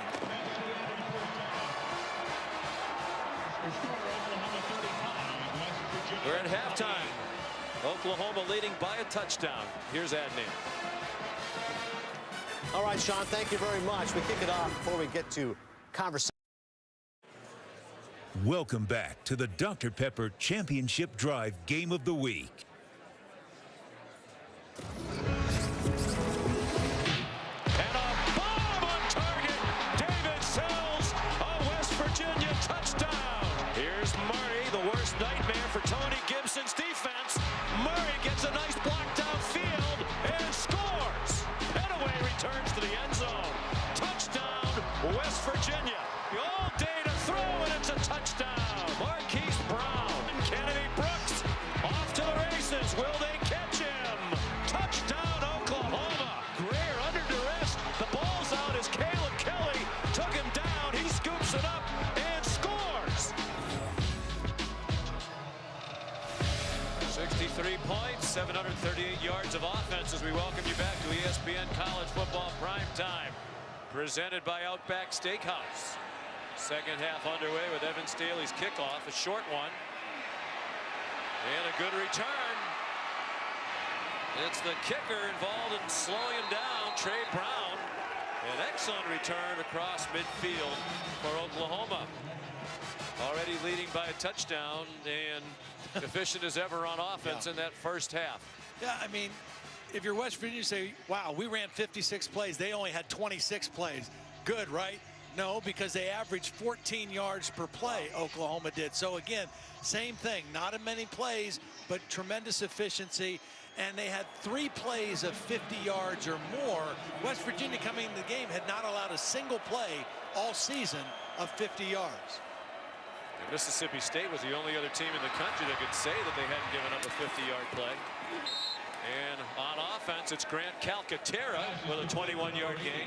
So you're telling me that all those numbers for Oklahoma's offense that were on that screen behind us were put up in 26 offensive plays? 26 plays. Of course, there was a defensive touchdown for OU. You know, both teams forced a turnover in that first half. Oklahoma scored when theirs.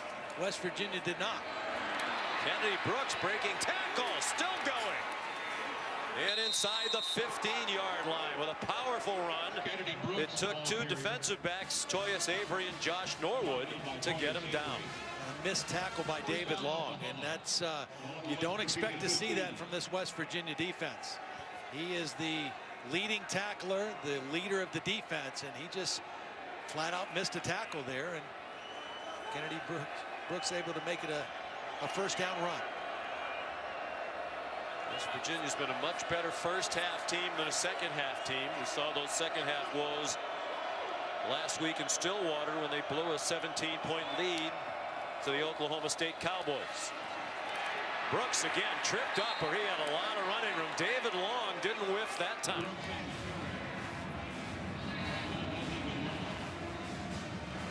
This Oklahoma running game, since the loss to Texas, they have averaged over 325 yards a game rushing. They're sitting at 210 right now, just starting the second half. How about those numbers? For the year, they averaged 6.9 yards per rush. That's 2 yards more than any other team in the Big 12.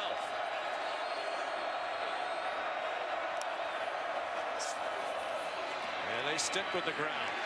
And Brooks ahead for a yard or two. Long with help from Ezekiel Rhodes. And keep in mind this, Sean, they lost their star running back, Rodney Anderson, the second game of the year against UCLA. And when Kennedy Brooks came in, he was like the fourth or fifth guy, and he's playing lights out. Trey Sermon still bothered by the ankle, not 100%. But that offensive line has paved the way for whoever is running the football. Marcellus Sutton, another who was in the rotation, who broke his leg early in the year. West Virginia showing blitz on 3rd down and 8. But they rush 3 and try to cover. To the end zone! And a bad mistake by Murray. An interception on an underthrown ball, picked off by Kenny Robinson.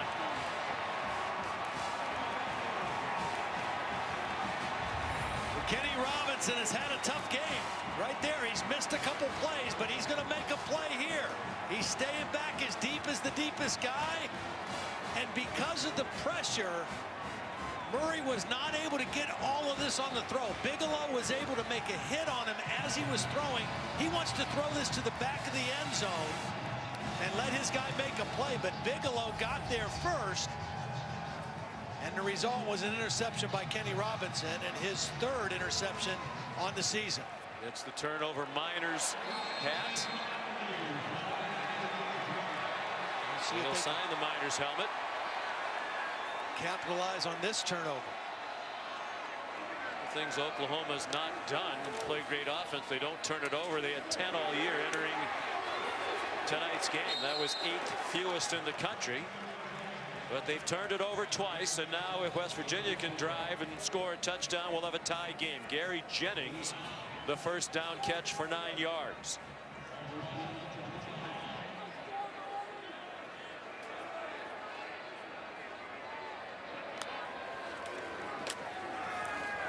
And Kennedy McCoy got enough for the first down, tackled around the legs by Amani Bledsoe.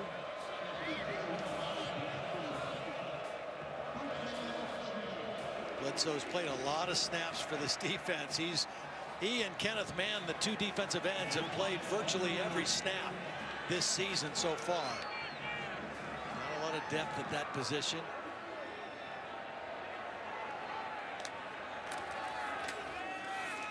Stick with McCoy on the ground, and Bledsoe in on the tackle again. Junior out of Lawrence, Kansas. In his hometown university, will have a new football coach. Good luck to Les Miles, and good luck to David Beatty as well. Classy guy, worked very hard to try to build up the Jayhawks football program. They battled hard last week against Oklahoma, and again today gave Texas a scare late. Wide open, Trevon Wesco chopped down. Brendan Radley-Hiles, the tackle in the open field at the 43-yard line, and West Virginia's on the move. Hard to imagine a guy that big could be that wide open, but nobody picked him up on the little short crossing route. Wesco at 6'4", 275 pounds. 24 catches this season. 22 of them have come in the last 8 games. Greer trying to throw it deep. Jennings is out there. Gary Jennings, a West Virginia touchdown, 57 yards.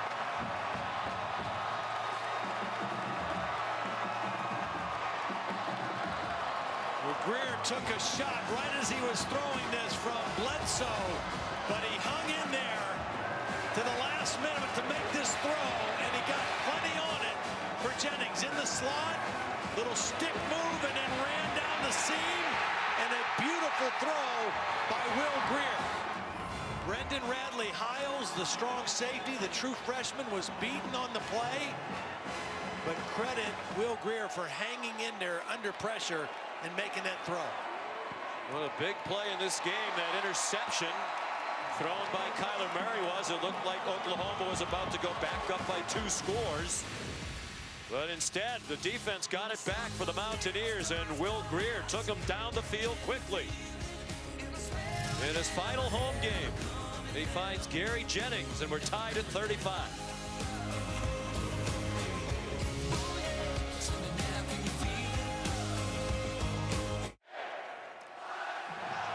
You're watching Dr. Pepper's championship drive game of the week. West Virginia sideline celebrating the 57-yard touchdown catch by Gary Jennings, his longest reception of the year. First play of 50-plus yards tonight for West Virginia. Oklahoma's had 3. Luke Hogan kicks off. He's the backup kickoff man. He's taken over here in the second half for Evan Staley. And they're covering Trey Brown much better that time, led by Brendan Ferns. Brendan Ferns is one of those linebackers we talked about that was injured in the spring. His knee, he's been released to play. He's not quite ready to play every down on defense, but they knew they could use him on special teams. Nice play right there inside the 20-yard line.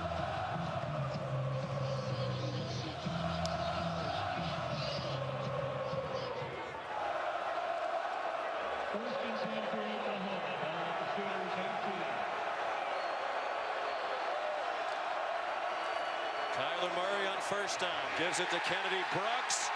Looked like they were going to tackle him for a loss. He did well to get back just across the line of scrimmage. Nice job by Sandwich, kind of running through. He read it quickly. He made the play behind the line of scrimmage for the tackle.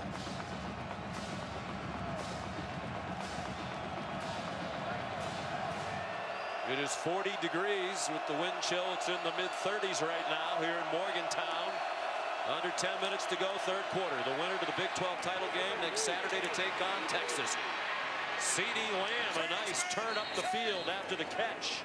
And he's across the 40-yard line with a 24-yard gain. Josh Norwood in coverage, and he gives him the cushion, and then you can't miss this tackle. If you're going to let him make that catch on the sideline, you better go and make a sure tackle on the sideline. Slid right by him, and Lamb added about 10 yards after the catch. He came in averaging a ridiculous 8.8 yards per play for the season. Here's Murray.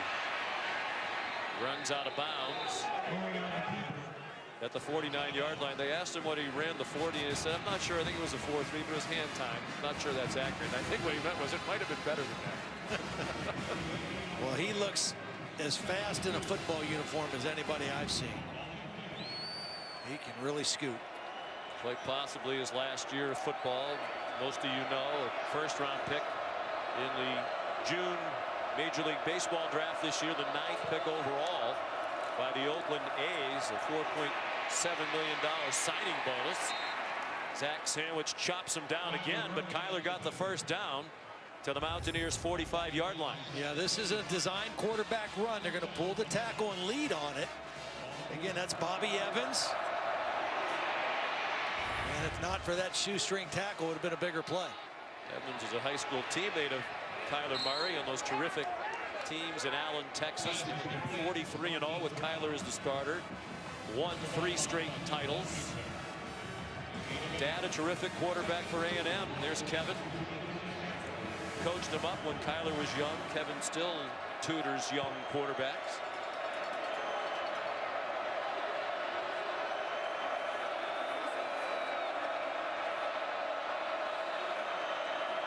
Second and 2.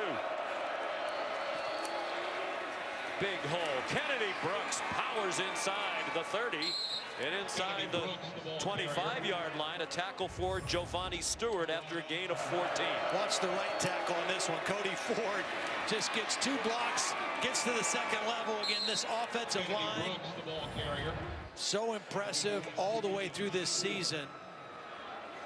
in protecting their quarterback, Kyler Murray, and opening up lanes in the running game. Not as good as there is in college football. Ford just looks like a mountain there. Has the high stance on the right end of that line. We said it earlier, he can really run. Pass protects from Murray. Runs away from the defense. That's not the first time those words have been spoken this year, and he slides down to the 19-yard line. You notice the last 2 times he's run the football after he fumbled in the first half. He ran out of bounds, and that time he slid. Conscious of taking care of the football.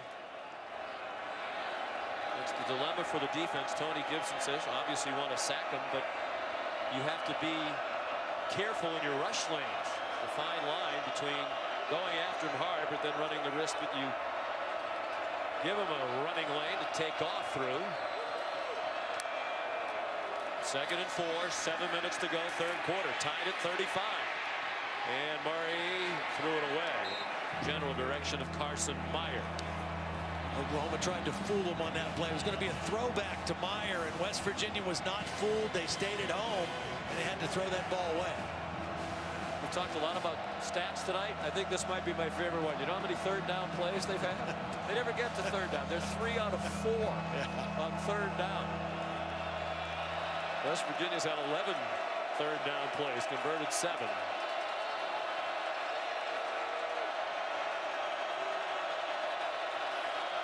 Oklahoma has not punted in this game.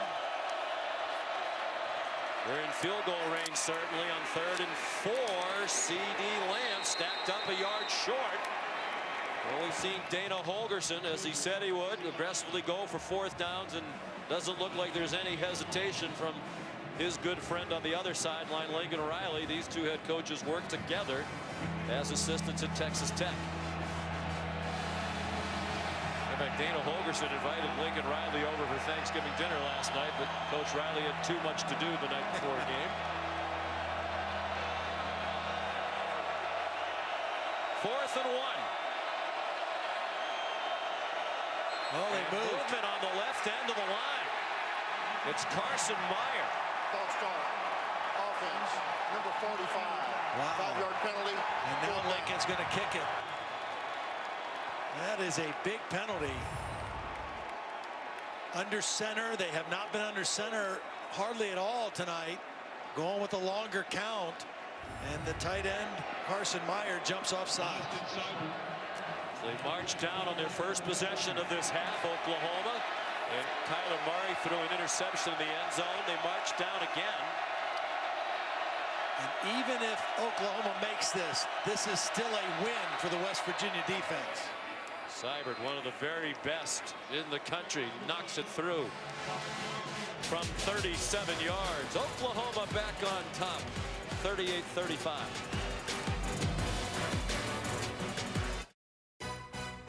ESPN College Football, brought to you by Pizza Hut, official pizza of college football.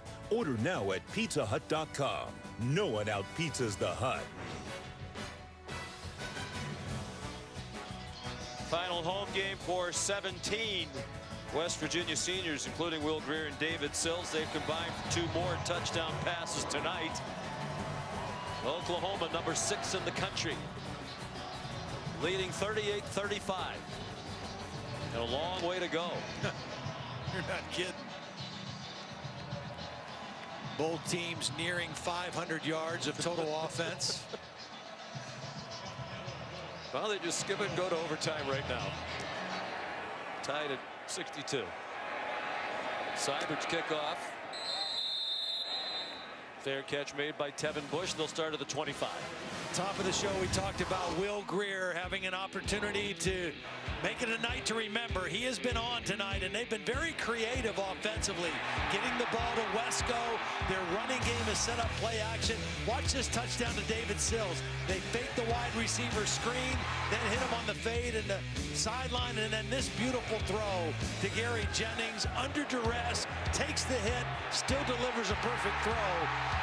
Will Greer, 23 of 32, 339 yards and 3 touchdowns. He's having the kind of night that he needs to have to give West Virginia a chance. And I think injecting himself right back into the very serious part of this Heisman Trophy situation. Martell Pettaway ran for about 8 on first down. Todd McShay, among the draft eligible quarterbacks, now has him ranked second behind Justin Herbert, the fine quarterback at Oregon. He has Herbert as a mid-first round grade, Will Grier early second round, but Will's moved up a lot of spots, past a lot of quarterbacks in Todd's rankings this year, past guys like Ryan Finley, Jarrett Stidham, Gary Jennings, enough for a first down and then some out to the 41-yard line. You know, for me as a Heisman voter, one of my biggest criteria, and everybody has their own criteria. For me, how do guys play in the biggest games? That is one of the most important factors for me. He's playing very well in this big game, trying to get to Sills on a deep ball again, and Trey Norwood was running stride for stride.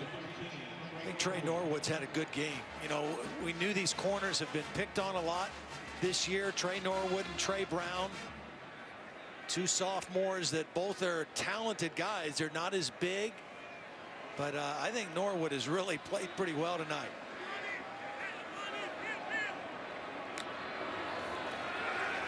They come after Grier on 2nd and 10. Another treat throw. And more good coverage by Trey Brown on T.J. Simmons. They tried to take off on one side, then they come back and go after Brown. And the ball's a little underthrown. It hit Trey Brown in the back of the head. And again, he was in good position, but the ball was a little bit underthrown by Grier. And you wonder if that receiver would have been Marcus Sims with a bit more speed. Had he not left for concussion evaluation in the first half. So 3rd down and 10.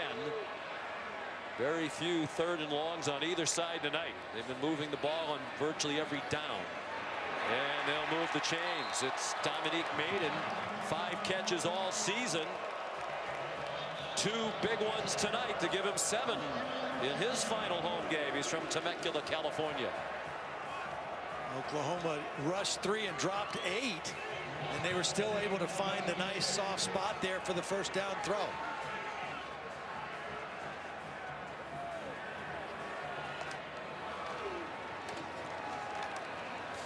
Pettaway stopped immediately by Curtis Bolton, the 5th-year senior, who's had a tremendous final season for Oklahoma, averaging 10 tackles per game, 3rd in the Big 12 and 23rd in the nation. He was essentially a special teams player prior to this year.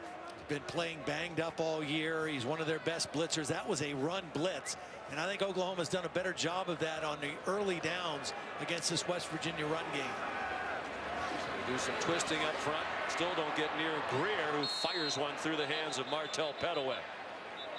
There is a flag down.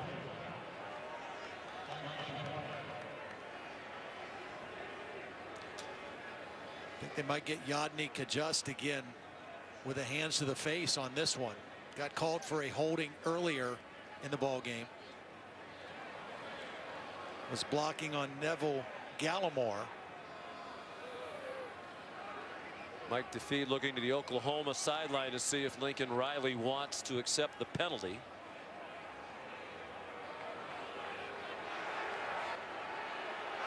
Personal foul, hands to the face, offense number 55.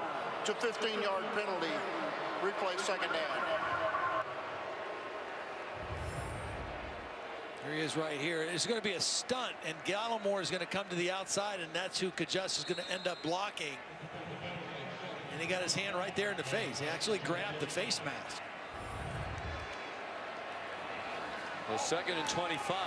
Quick pop to T.J. Simmons, and he's tripped up by Brendan Radley Hiles, true freshman out of Inglewood, California, a top prospect offered by Clemson, Florida State, the 2 L.A. schools, UCLA and USC, among many others. Third down and 18.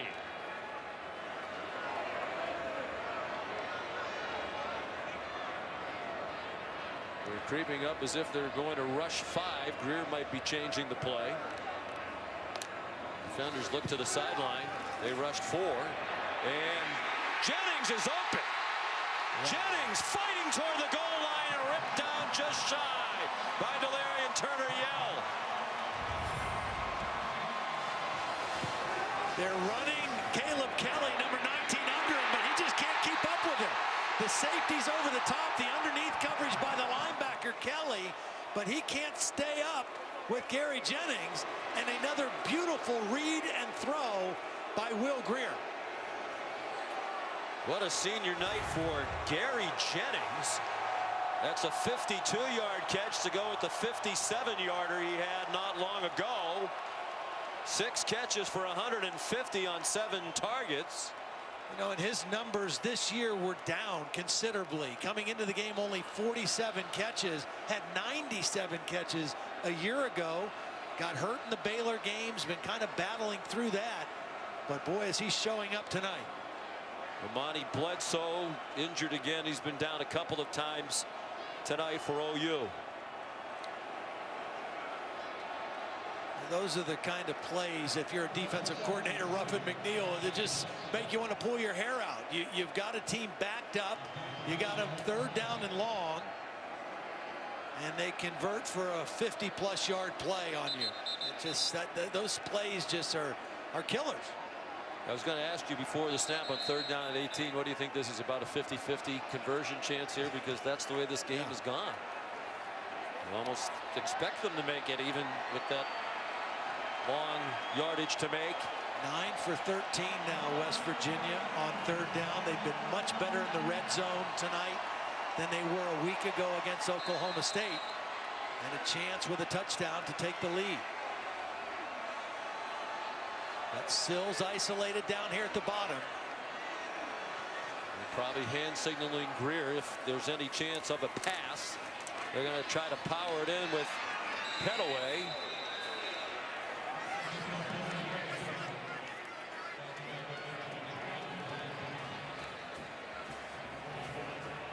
West Virginia trying to reclaim the lead. Dana Holgerson's squad led a couple of times in the first half, 7-0, 14-7. Little confusion personnel-wise for West Virginia. Letty Brown now in, Petaway out. At first, it looked like both backs were going to be in the game.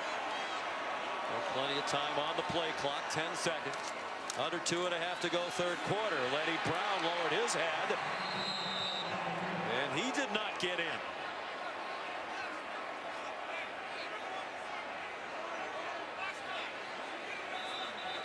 There's an injured West Virginia offensive lineman. It's Yadni Kajust. Another 5th-year senior. I mentioned 17 seniors. 10 of them are 5th-year players. Well, remember Kelby Wickline, who was the swing tackle who actually started tonight's game at right tackle, went out with a lower leg injury in the first half. He would be the guy that would replace Kajust if he was able to do that. If not, they might have to make a few other adjustments to this offensive line. There's Isaiah Hardy, who's a guard, ordinarily the starting right guard the last 6 games prior to tonight. Lost that spot coming into tonight's game when they moved Colton McKivitz from tackle to guard at the beginning. The other thing about Kajust, and we hope he's okay, but he is the best pass blocker, and he protects the blind side of Will Greer. And Will Greer having an enormous night tonight. But that is a valuable part of their pass offense at left tackle. It's his last college game, and here's another guy they think has an NFL future. Jake Spavital told us he thinks could just be a 2nd or 3rd round pick. Hasn't played a lot of football. He's primarily a basketball player growing up. Some think he might be a guard at the next level. There he is, getting rolled up on at the end of the line. Get that right leg out.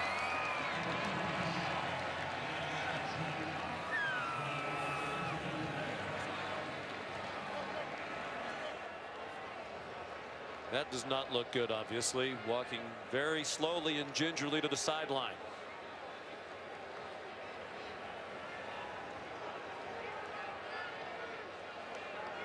He's had leg issues in the past, knee trouble.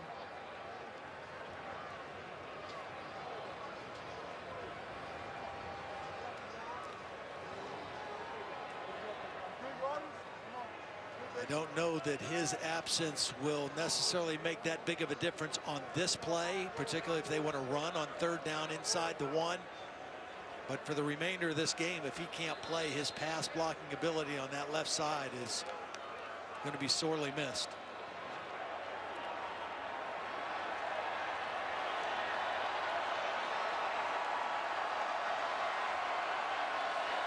Third down and goal from inside the 1. 2:10 to go. Oklahoma by 3. Chase Burnt, number 76, is playing left tackle right now. He's been almost exclusively a guard this year. Greer. Touchdown. Looked like he might have bobbled the snap momentarily from our vantage point. And he held on and got in. And West Virginia goes back on top with 1:52 to go in the 3rd. Well, watch West go. Instead of being a lead blocker, he's a lead pusher on this play. He's going to get right in the hip of Will Greer and drive him into the end zone. 275-pound pusher gets him into the end zone for the touchdown.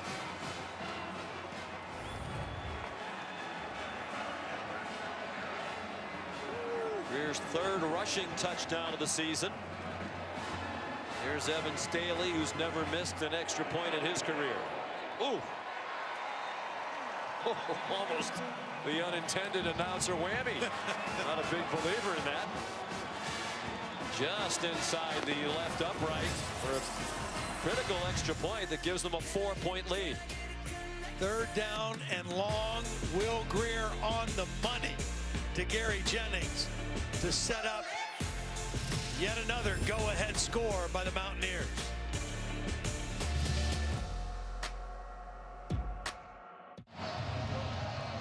Sean McDonough, Todd Blackledge, Holly Rowe in Morgantown, West Virginia, where the Mountaineers have battled back to take a 4-point lead. 1:52 to go in the 3rd quarter. The winner of this game will play in the Big 12 Conference Championship game in Arlington, Texas, a week from tomorrow against the Texas Longhorns. Luke Hogan kicks off.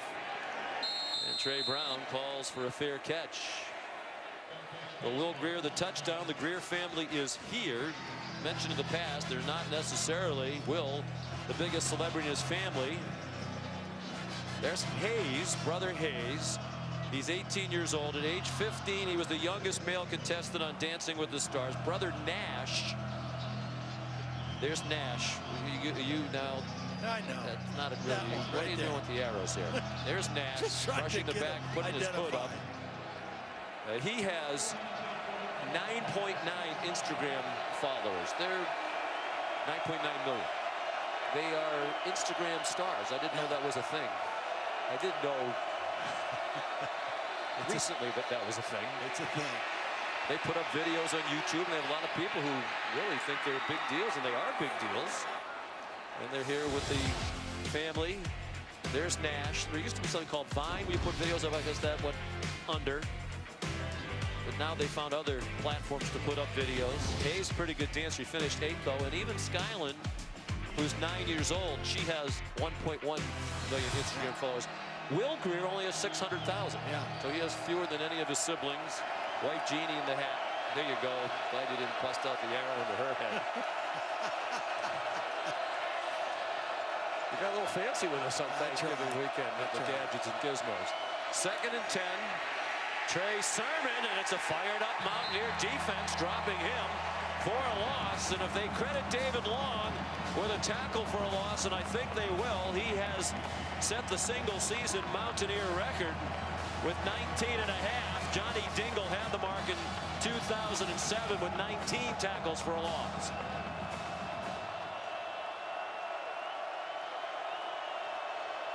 Third down, just a little bit more than 10. Crowd fully engaged, and the Mountaineers want a timeout. You can see a lot of jumping up and down on their sideline. They didn't like the defensive alignment. They know this is a critical play.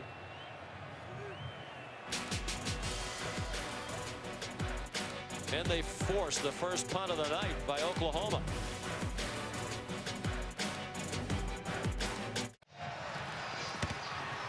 This season, for every field goal and extra point made by participating universities, All-State will make a contribution to the university's general scholarship fund. Thank you, All-State.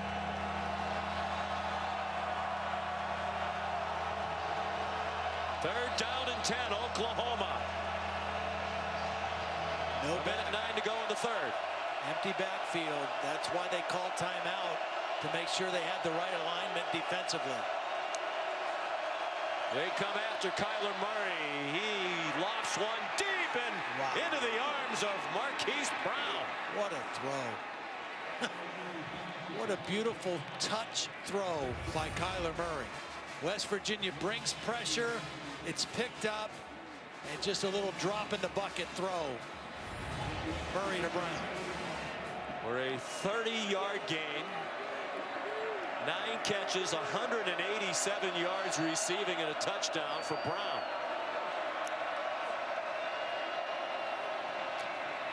Murray checks it down. Brown not tired. Down the sideline and still going. Breaks a tackle and scores. And Oklahoma reclaims the lead.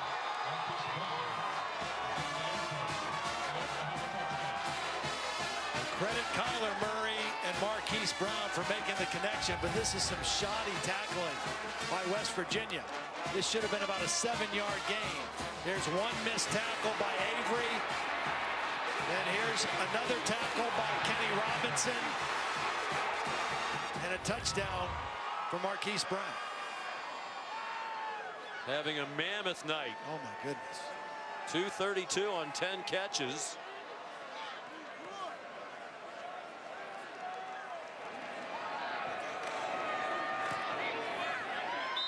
10 catches, a single game career high for Marquise Brown. He's not yet to his receiving yardage single game high, which is 265 last season against Oklahoma State.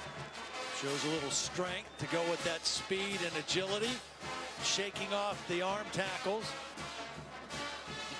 And I guess he is 100%. Each team has exactly 542 yards of offense right now. 10 targets, 10 catches. 10 catches, as we said, a career high. Not yet to his yardage high. So 1,084 yards of offense. And a quarter to play. Plus 35 seconds. And more of the same. Lincoln Riley's teams run 44 plays from scrimmage. West Virginia 72.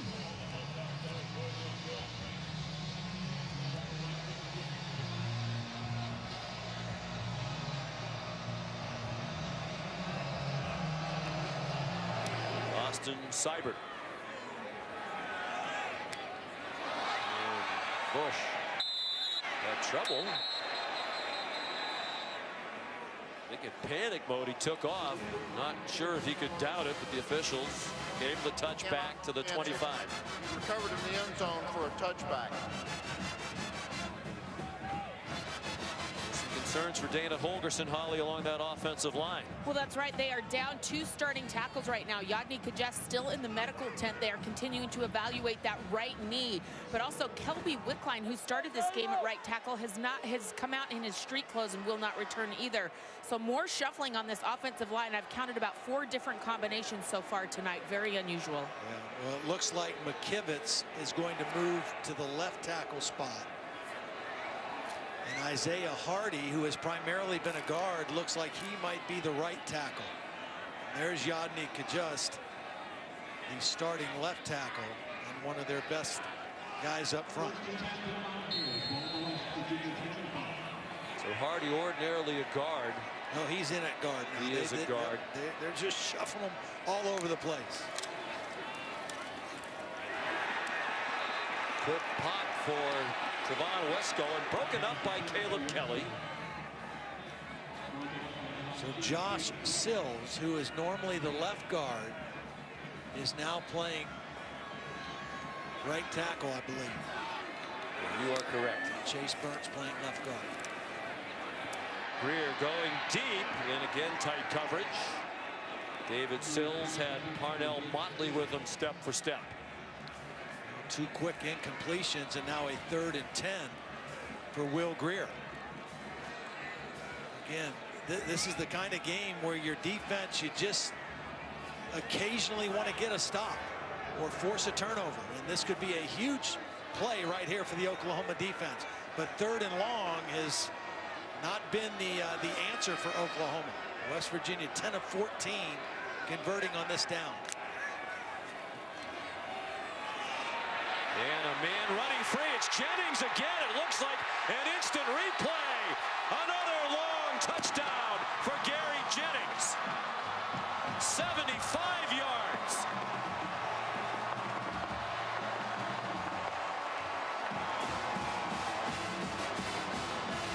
They did it again. It's 3rd and long. They bring pressure.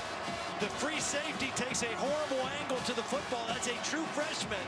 Delarian Turner-Yell, number 32, took a bad angle to help his corner, and Will Greer read it and made a perfect throw to the hot guy on that wide receiving core, Gary Jennings.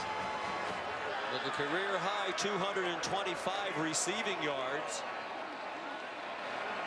Previous best was 189 against Virginia Tech last year. Will Greer also a career high 494 passing, shattering his previous best 429 in their opener this year against Tennessee in Charlotte. Well, here's Jennings. He's going to run the post. The guy that's going to make the bad play is the safety right here. He has got to stay deep as the deepest guy. And as soon as he realizes Jennings is by him, it's too late. And another perfect read by Will Greer, and a throw on 3rd and long. Not only do they convert, they turn it into a long touchdown. Will Greer now his career night, right? 494. Yes. 297 for Murray on half as many attempts.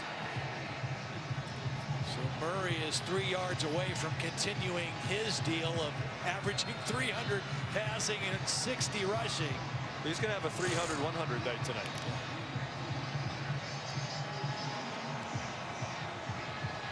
So that revamped offensive line did enough. They clearly are going to get the ball up quickly, but that's really the way West Virginia plays pass offense most of the time. 3 catches of 50 yards plus in the quarter for Gary Jennings. Trey Brown. Then feast or famine for him in kickoff returns here in the 3rd quarter. Josh Chandler leading the coverage.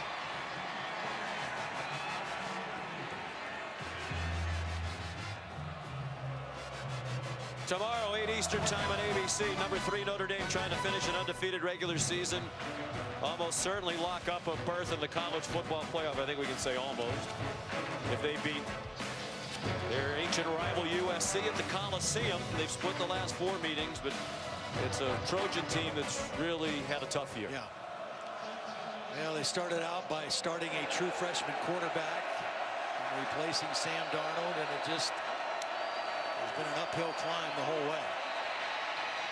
Kyler Murray, after the play fake, hits Carson Meyer in stride.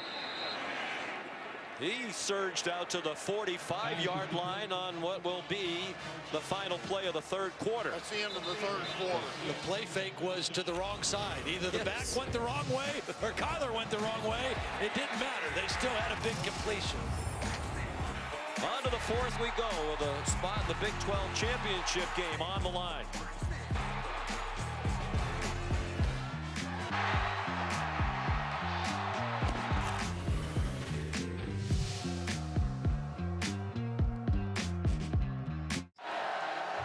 On to the 4th quarter in Morgantown. You're watching ESPN College Football presented by Outback Steakhouse. It's Dr. Pepper's Championship Drive Game of the Week. The winner drives on to Arlington, Texas for the Big 12 title game a week from tomorrow to take on Texas. Oklahoma trying to stay in the chase for the college football playoff as well. Down by 4 as the 4th quarter begins. Kennedy Brooks breaks tackles and weaves down to the West Virginia 34. Tackled by Kenny Robinson. What a run, 16 yards. It's the counter trap, and this should have been about a 3-yard gain. And he just ran right through Hakeem Bailey, the cornerback. He was there. He had him squared up. He tried to wrap him up, and Kennedy Brooks would have none out of it. Kyler Murray, after the play fake, had to pull it down, then fired a bullet for another first down. Marquise Brown, his 11th catch of the night. Josh Norwood, the tackle for West Virginia. He has 11 for 242 and 2 touchdowns. Jennings, tough when you have 7 catches for 225 and 2 touchdowns, and you're just the second best receiver of the night, but that's the case for Gary Jennings.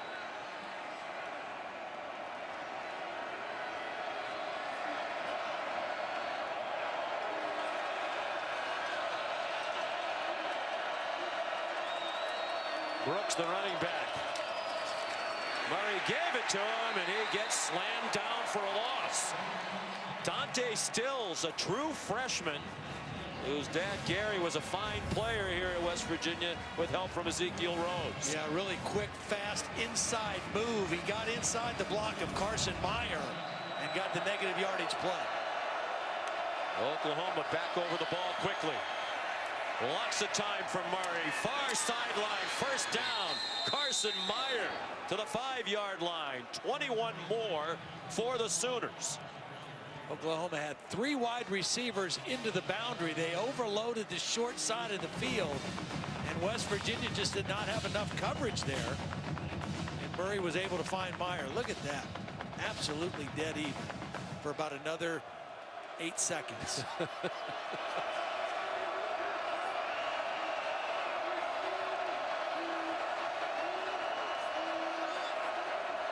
Murray communicates the play. Hands it off. Kennedy Brooks twisting down to the 2 in the arms of number 2, Kenny Robinson.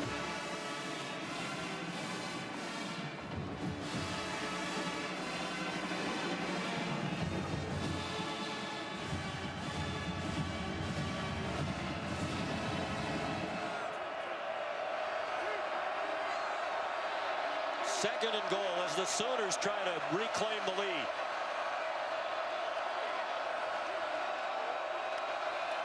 West Virginia crowds the middle, so Murray tries to go outside and could not get outside. Rayvon Askew Henry the stop. Nice job by Askew Henry that time, maintaining outside leverage and wrapping up the very elusive Kyler Murray. Third down and goal. You'd have to think this is likely 4-down territory for Oklahoma if they don't make it on this play.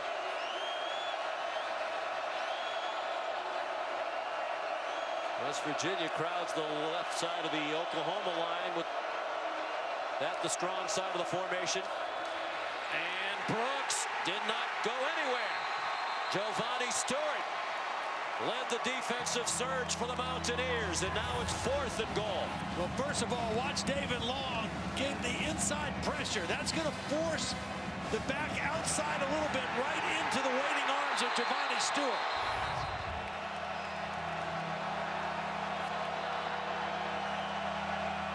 Fourth and goal. They lost a little yardage there. They're back on the 2. I think you got to put Kyler Murray on the perimeter with something here. He goes straight back. He fires wide open. Touchdown, Grant Calcaterra.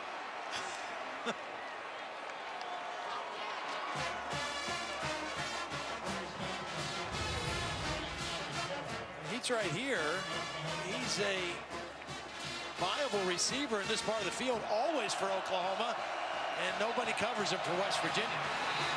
That's an easy throw for Kyler Murray, a great read and an excellent call by Lincoln Riley on 4th down.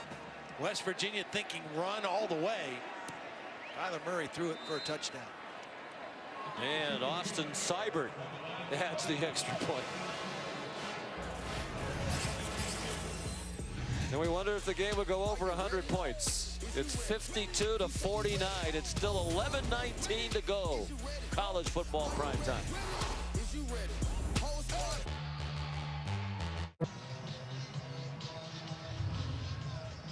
4 ties, 5 lead changes in this game tonight. It's Oklahoma back on top. Kyler Murray, a 2-yard touchdown pass to Grant Calcaterra. His 4th touchdown of the season. Tevin Bush back for the kickoff from Seibert, who is a touchback machine. Here's tonight's hardest working player, brought to you by Duluth Trading Company. Well, it's Gary Jennings tonight for West Virginia. He has just been running through the middle of this Oklahoma defense on 3rd and long most of the time. This was a 3rd and 18 play. Here's a 3rd and 10 play. Again, Will Greer reading the safety. Perfect throw. Gary Jennings with a huge night tonight, along with Marquise Brown of Oklahoma. On 1st down, Kennedy McCoy skips through the holes and takes off. They have the angle on him, but will they catch him? Barely. Out of bounds inside the 5-yard line. Shoved out by Curtis Bolton at the 3. Beautiful cut back to the inside by Kennedy McCoy. Watch him start this way and cut back inside, and then downfield, a tremendous block by TJ Simmons, number 1. Watch Simmons with the block on the sideline. That enables McCoy to keep taking it all the way down inside the 5-yard line. There's a flag down. What? I wonder if they called Simmons for... During the run, number 1 was blocking a defender completely out of bounds, which is a personal foul. It's a 15-yard penalty from the spot of the foul. 1st down. Wow, I was just commenting on what a great block it was to seal the sideline for Kennedy McCoy. It's good, it's good, it's good. I guess at this point he's just got to let go. Well, he does continue to drive him over by the bench. Which there is no need for that, and that eliminates a huge play for West Virginia. 42-yard line. And that started out as a tremendous block by TJ Simmons. And then at this point, just go down and celebrate with your running back. Well, remember earlier in the game on the far sideline when Simmons, after the play, threw somebody down out of bounds? I don't know if it was Trey Brown in that instance, too. I don't know that I've ever seen that call before. Dana Holgerson's irate. Bill Lamagna here in the booth telling us it's a good call. I'll tell you what, in a game like this, you can't give away plays like that. No, you can't. You can't. I mean, it's a touchdown game. It's a back and forth game. You're down inside the 5-yard line with a chance to hopefully retake the lead, and now you're 2nd and 10 on your side of the 50. These two teams through 3 quarters, 1,151 combined yards, most in any game in the country this year. Deep ball for Sills. They want a flag. There is one. And they get one. Parnell Motley doesn't like it.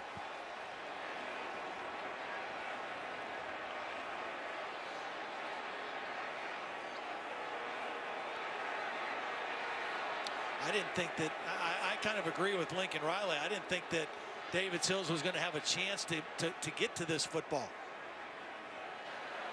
Pass interference. Defense number 11. Armbarring the receiver, preventing him from getting to the football. It's a 15-yard penalty, automatic, 1st down. I think that's Mike DeFee's way of explaining why the ball wasn't catchable. The armbar prevented him from getting to the ball.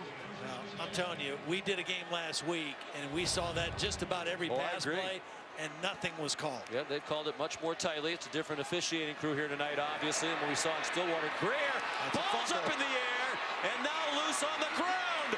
And Oklahoma has it. Curtis Bolton taking off for the end zone. 2nd defensive score of the night for Oklahoma. What a turn of events. A long run that got them inside the 5. Called back for a block out of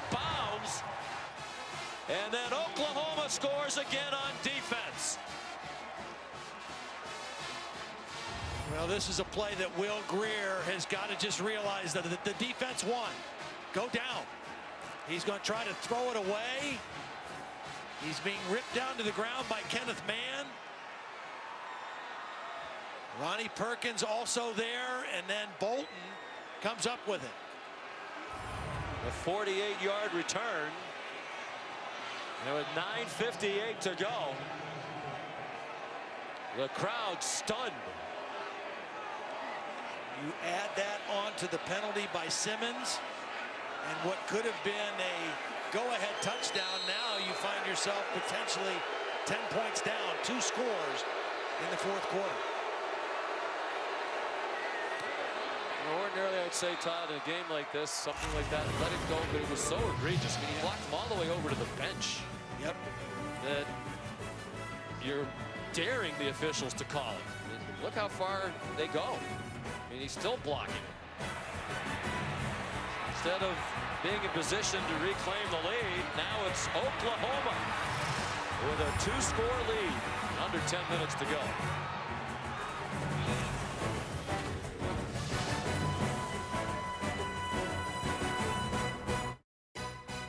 ESPN College Football is presented by Outback Steakhouse, where you can go big and go home with delivery and takeout. And in part by Jiffy Lube. You can do more in a jiffy. Look at some of tonight's action through our progressive pylon camera. West Virginia's world just turned upside down on another defensive score by Oklahoma. Yeah, as good as Will Greer has been tonight throwing the football, 494 yards, a career high. He's had 2 costly fumbles that were both recovered and returned for touchdowns. Another touchback off the foot of Austin Seibert. So a lot of work to do, down by 10. The biggest lead of the night was 14 for Oklahoma at 35-21 in the second quarter. Kyler Murray, 355 yards passing, 3 touchdowns. Only 19 completions for the 355. Will Greer's 28 out of 41 for a career high 494. 4 touchdowns, no interceptions. But as Todd said, the 2 big fumbles. Each team has turned it over twice. Draw to Kennedy McCoy. And the crowd now restless and groaning a little bit of that play call.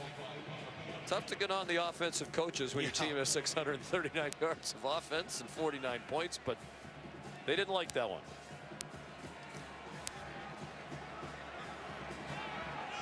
Winner to Arlington next Saturday, noon Eastern time start. Take on the Texas Longhorns. Long throw for Jennings. Nearly came up with another one despite double coverage. Parnell Miley, Delarian Turner Yell combined on Jennings. 2 guys there for Oklahoma. The ball is still thrown perfectly by Will Greer, and Jennings just not able to come up with it. And credit Motley for fighting all the way to the end of that play. Got his hand in there and fought the ball out.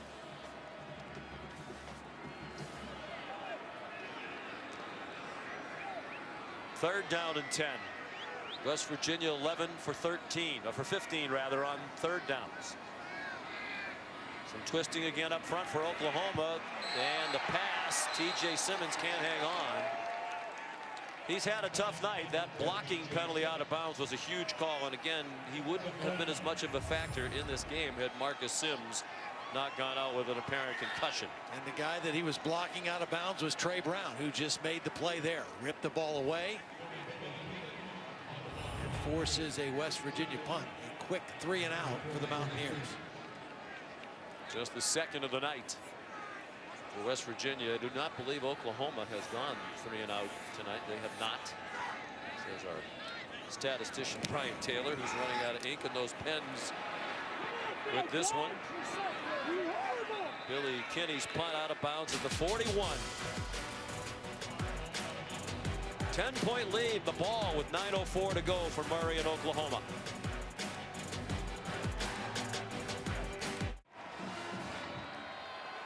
Here are the drive charts for tonight's game. Really, Oklahoma's only stopped itself. Tyler Murray lost the fumble. The half ended. Murray threw an interception in the end zone, but the turnovers for West Virginia, Todd, much more costly. Yeah, I mean, both teams with 2, but those 2 fumbles by Will Greer both recovered and returned for touchdowns. Obviously, the difference in the ball game. Oklahoma averaging 11.7 yards per play.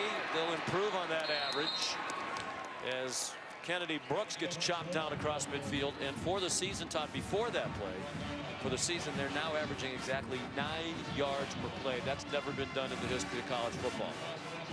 No, 8.6 was the best ever by Hawaii. And yeah, they are on pace to shatter that.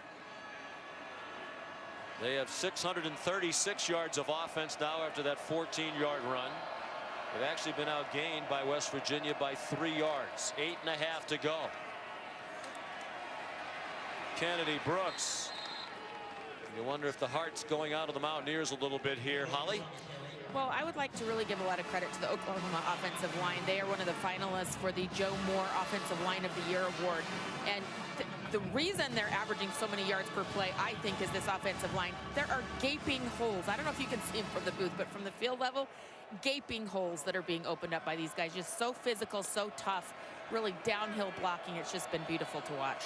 You can update that graphic. The 8.8 was entering tonight. They're at 9.0 now for the year with their performance tonight. And you're right, Holly. This is the best offensive line we've seen this season. Kyler Murray slides down. Made sure the ball didn't come out with Giovanni Stewart in pursuit. Big play here. West Virginia desperate need of getting the ball back. 7.5 minutes to go. West Virginia was not set at the snap. Murray throws low, and Calcaterra could not make the catch.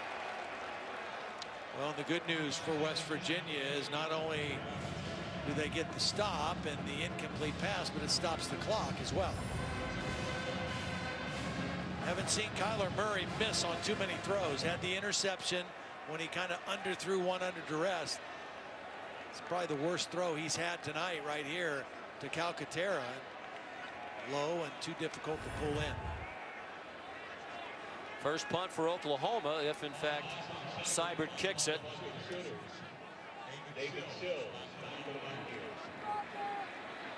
David Sills back for the punt. He's returned only 2 this season. Delay a game. Kicking team. 5-yard penalty. 4th down.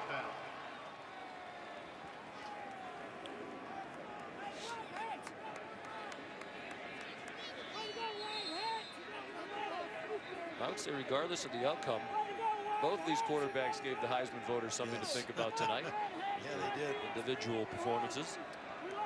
Front runner Tua Tagovailoa will play in the Iron Bowl tomorrow against Auburn. It's a good Auburn defense. They've had a bit of a disappointing season, but it's largely because of the struggles of the Auburn offense.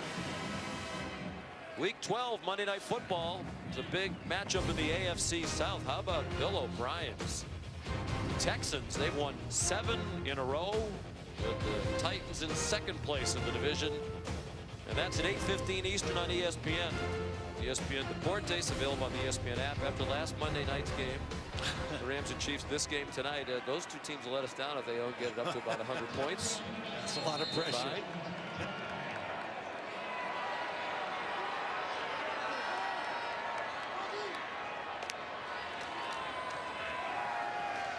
Kennedy McCoy on first down, losing a yard.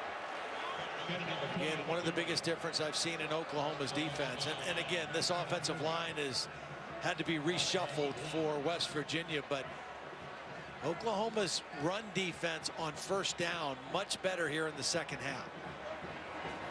They've stunted, they've blitzed some, they've done a much better job of negating that running game on first down. You'd have to think the loss of Yadni Kajust, the tackle, has really hurt West Virginia. Greer swings it out wide. McCoy can't get away. Curtis Bolton the tackle. And Todd, before we get too far away from the Monday Night Football promo, our condolences to the Texans organization, to the family of their owner, Bob McNair, who passed away today at the age of 81. They've been battling cancer in recent years.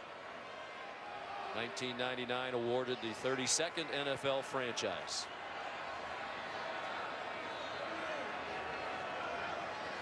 Time running out on West Virginia. 6 minutes to go. Down by 10.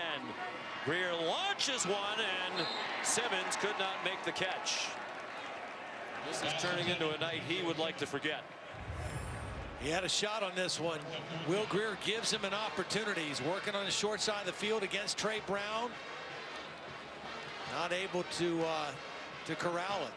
Thrown to the outside away from the defender, and Simmons not able to make the catch. In a classic game like this, so many plays, but they'll talk here in Morgantown for a long time about that block out of bounds. Yeah. That wiped out the long run, positioned West Virginia to perhaps reclaim the lead.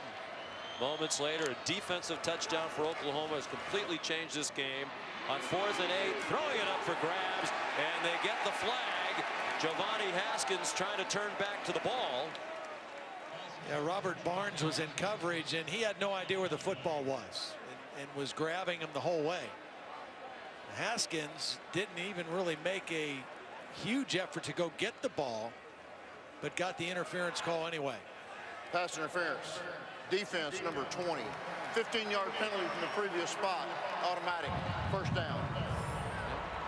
Might be the play that keeps the Big 12 title hopes alive for West Virginia. If that's an incomplete pass, it's just about ball game over. Yeah. It's clearly a grab and a pass interference.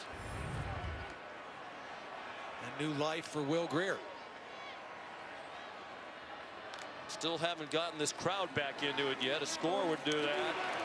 He's launching deep, throws it up for grabs, and it should have been intercepted by Delarian Turner-Yell. Well, he was trying to go to the well one more time, and that's Gary Jennings on the deep post between the safeties. And this time, Oklahoma has it covered. The safety, Turner-Yell, is in position to not only make the play, but maybe end the threat with the interception. Couldn't make the catch.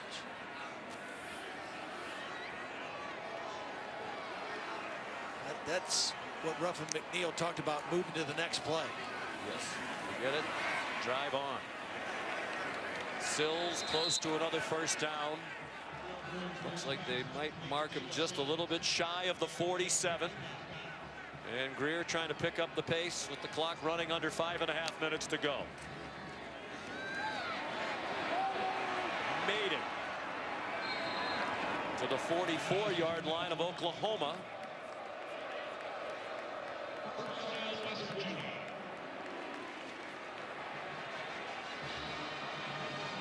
Greer's thrown for 515 yards. Long way from the single game passing yardage mark for West Virginia. It's over 600 yards by Geno Smith. Hello. He's taking a run at it. Sills another catch. Still plenty of time left. More than 5 minutes to go. A 24-yard gain at the very least. They're in field goal range to make it a one-score game.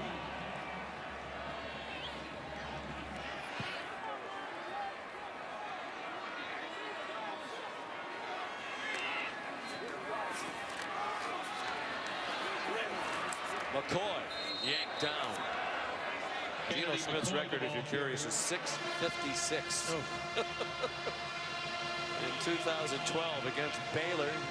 This is the second most passing yards, however, ever in a game by a West Virginia quarterback. 539 for Will Greer.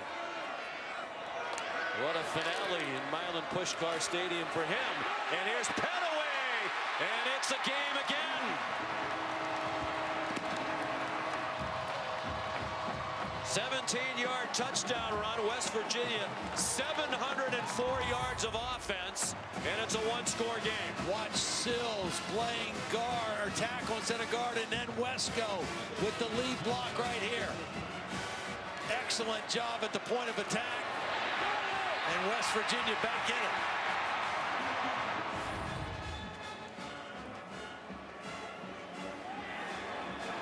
Big extra point for Staley.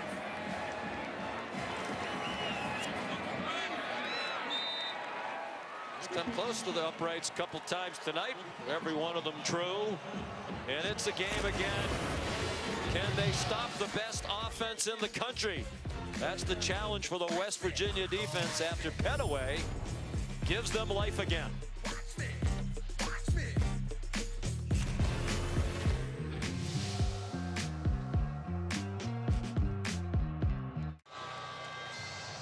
On the Oklahoma sideline during this timeout, Delarian Turner-Yell inconsolable. He had an interception in his hands that might have sealed the victory.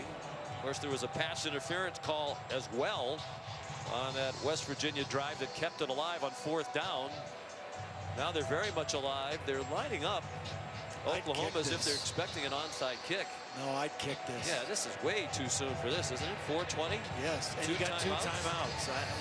And don't give Oklahoma a short field. I mean, kick the ball. They don't have anybody back deep. So even if you pooch it.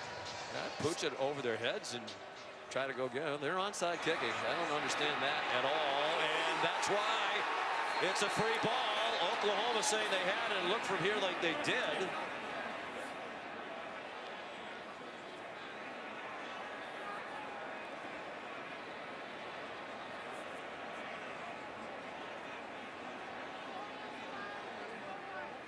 Grant Calcaterra, the latest to come away from the pile. Sooners seem convinced that they have it, and they do.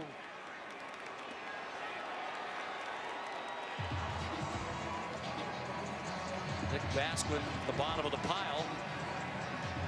Back up wide receiver. The big play is that ball was loose. Offside. There was a lot of contact. On the kicking team. That 5-yard penalty being enforced from where the ball was recovered. First down. Yeah, Marquise Brown, I think, was he the first guy trying to catch it, and he doesn't field it cleanly. The first thing he didn't so catch the ball, tonight. I still don't like the call, even though it almost I don't worked either. out. No, I don't either. And we've seen this a couple times this season, and if you have timeouts, hope your defense can get a stop with a little bit of field at your advantage. You can only say we're better on defense. I trusted you. It's hard to trust your defense to give up 59 points. They made them punt once, but at a certain point you got to hope they can make a play. There's Kennedy Brooks. And you know, it should be brought up and reminded, as we sit here at 59-56, that there was a point early in the second quarter when West Virginia had the ball in the red zone. It was a 4th and 6 play at the 10-yard line, and the score was 14-14. Dana Holgorsen opted not to kick a field goal, to go for it. Will Greer threw incomplete in the end zone, and they stayed right in the game. But he said this is a touchdown game. He said to Holly at the half when she asked about that, this is a touchdown game, not a field goal game. And I'd be inclined to give him the benefit of the doubt on that one. Here's an option look. Kennedy Brooks done such a nice job breaking tackles and making men miss. And here's a critical 3rd down and about a yard from the 37-yard line.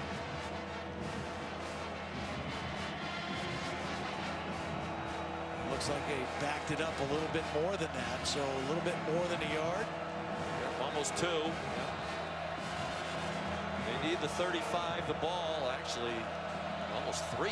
Just inside the 38, so they really did move it back a little bit. How about David Long? Time for him to maybe make a play for West Virginia. Made a bunch in his career. 183 yards rushing for Kennedy Brooks on 19 carries. Option the other way. Brooks tripped up. Drayvon Askew Henry in his 50th career start makes the tackle. Dana Holgorsen looking up at the clock, wondering if he should call a timeout. 2:34 to go, and they do stop the clock. What a play by Askew right here. He's got to have the contain. Murray pitches it quickly. West Virginia takes their second time out of the half. Please set the game clock to 2:36. 2:36. Well, no one has started more games at West Virginia than Drayvon Askew Henry, 5th-year senior out of Aliquippa, PA. in the Pittsburgh area. It's produced so many great players. Mike Dick, Tony Dorsett, Darrell Rivas, Ty Law. It's a long list. And that was a big-time play. Would you anticipate a punt here? Or do you go for it? You know, the smart money would say punt it and try to pin, you know, Seibert, pin him down, but it doesn't look that way. It looks like Lincoln Riley's going to put the ball in the hands of his quarterback. But you can't blame the coaches for not wanting to lean on the defense the way the offenses have dominated tonight. Dana Holgerson didn't. I think now he wishes maybe he had kicked that ball deep. You can't know that the same things would have happened. Right. My whole point is if you have to have your defense make a stop. Have them make a stop down in that part of the field. So you force the punt. You don't even give them this option of going for it on 4th down. 4th down and 5. If they convert, it's a huge step toward Arlington and the Big 12 title game against Texas. Only a 3-man rush. They're trying to defend the yard to make. Murray scrambling around, pointing everywhere, fires, low throw, it is caught. C.D. Lamb, what a play. They rushed 3. Murray had all day. Orchestrated several of his teammates in different directions and then completed one to Lamb. Yeah, Lamb was actually starting on a route to the other side of the field, saw his quarterback moving, buying time, and worked back to the sideline for the completion. That's the danger of rushing 3 and dropping 8. You cover everybody, but you can't cover them for that long of a period of time. It's very hard to get him down, even pressure him as we saw with 3 men. The way he can move around and elude the 3 of them. He had all day to throw. And Dana Holgerson used his last timeout with 1:59 remaining. 1 minute timeout.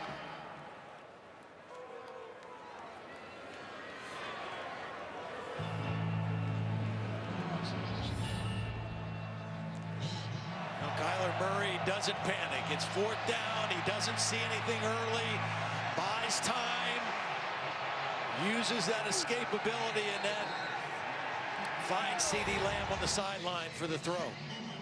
Just great poise shown that time by Kyler Murray.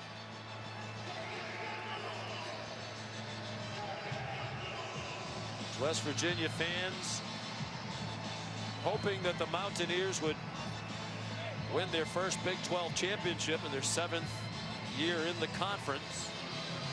Now realize that their chance of even making the title game very slim. 1:59 to go. 2nd and 9 upcoming for Oklahoma. Well, and for Tony Gibson, the defensive coordinator, this is just another nightmare playing this Oklahoma offense. 2 years ago here, they had 56 points. Last year in Norman, Oklahoma had 59 points and 646 yards. They've got 59 points again tonight, 653 yards. Just a very, very difficult offense to defend. It starts with that offensive line, and last year it was Baker Mayfield doing his magic, and this year it's Kyler Murray.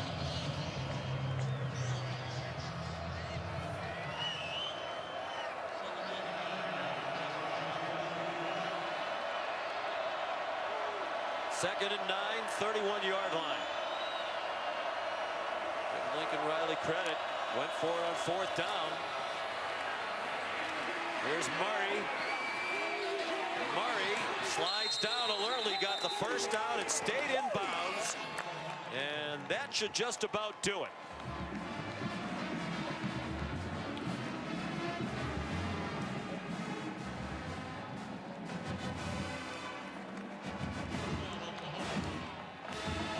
That gets Kyler Murray to 114 yards rushing and 363 passing. He said when we chatted during the week, I think I deserve to win the Heisman Trophy.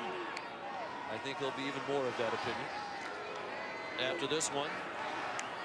Well, I certainly think he deserves to be strongly considered. I mean, the idea or the fact that anybody could think it's a foregone conclusion that Tua Tagovailoa should be the winner. I think these games down the stretch matter.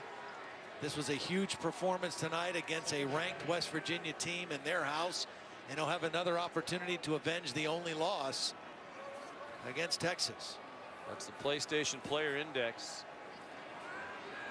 Dad Kevin, Mom Missy, proud of this performance and of the season their son has had. So it'll be the latest renewal of the Red River rivalry. What a classic game they played in the regular season. Texas led by 21. Murray led them back to tie. And then Texas on a field goal in the final minute by their freshman field goal kicker won the game. The only loss of the season for Oklahoma. They'll have a chance to avenge that. Longtime friends Holgerson and Riley will embrace it. The middle of the field. Dana Holgerson said it's not all about this game tonight and the future is bright, but senior quarterback, a lot of seniors in key positions, a home game.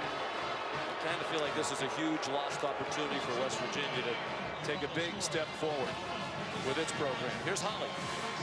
Well, Kyler, he continues to get some congratulations here. It's 4th down and 5 with just over 2 minutes to play in this game. You drop back and it took you a long time. What did you see that allowed you to extend this game in this win? Just knowing the situation, knowing, if we get the first down, game's over. And for me, being the guy, being the quarterback, just got to make a play for the team, for the guys in the game, and that's what we did. On a night that the offense had one of the most epic performances in history, it was your defense with 2 takeaways and scoring touchdowns. How do you shout out your defense for that performance? They came up big tonight. I mean, I kind of put us in a hole coming out of the second half. We could have created separation right there, but with the turnover, they really had our back. And at the end of the day, we got the job done, and we're going to Big 12 championship. So, the job's not finished. It is the 2nd straight year you're going to the Big 12 championship. What did you put on your team, the stamp that you put on this team to get them there this year? It's just not being satisfied. Just going to work every day, trying to be the best, being obsessed with being better every day. Coming into work every day and just getting better, and that's all you can ask for. You have a chance at redemption. Your only loss against Texas. What has to be different this time? I don't have a comment on that. We'll have a good week of practice, and we'll see them Saturday. Thank you, Kyler. See you Saturday. Sure. Well, what a night. Oklahoma wins despite giving up most yards to an opponent this year. West Virginia had 704. I wonder what the playoff committee thinks when they evaluate this defense, but if Oklahoma keeps on winning, they may make it into the college football playoff again. Even with this defense, they've now won 4 straight games and giving up more than 40 points. Oklahoma and Texas will be there next Saturday in Arlington for Todd and Holly, our great crew. Sean McDonough, so long from Morgantown, now Sports Center. Who wants to go to the Big 12 championship game? Mountaineer Field, number 6 versus number 13. Good quarterbacks in this one, Will Greer and Kyler Murray. Greer gets the ball first, so he's going to score. We'll take the kick, and we elect to score. 39-yard touchdown there. Mountaineers up 7-0. Murray's his turn now, 2nd and 6 from the 45. He's just going to go all by his lonesome. 55 yards if we're playing touch football. He's still not down. He's still not down. That's a touchdown. Baker Mayfield's on the Twitter. Kyler knows K1 for Heisman, and he has a vote.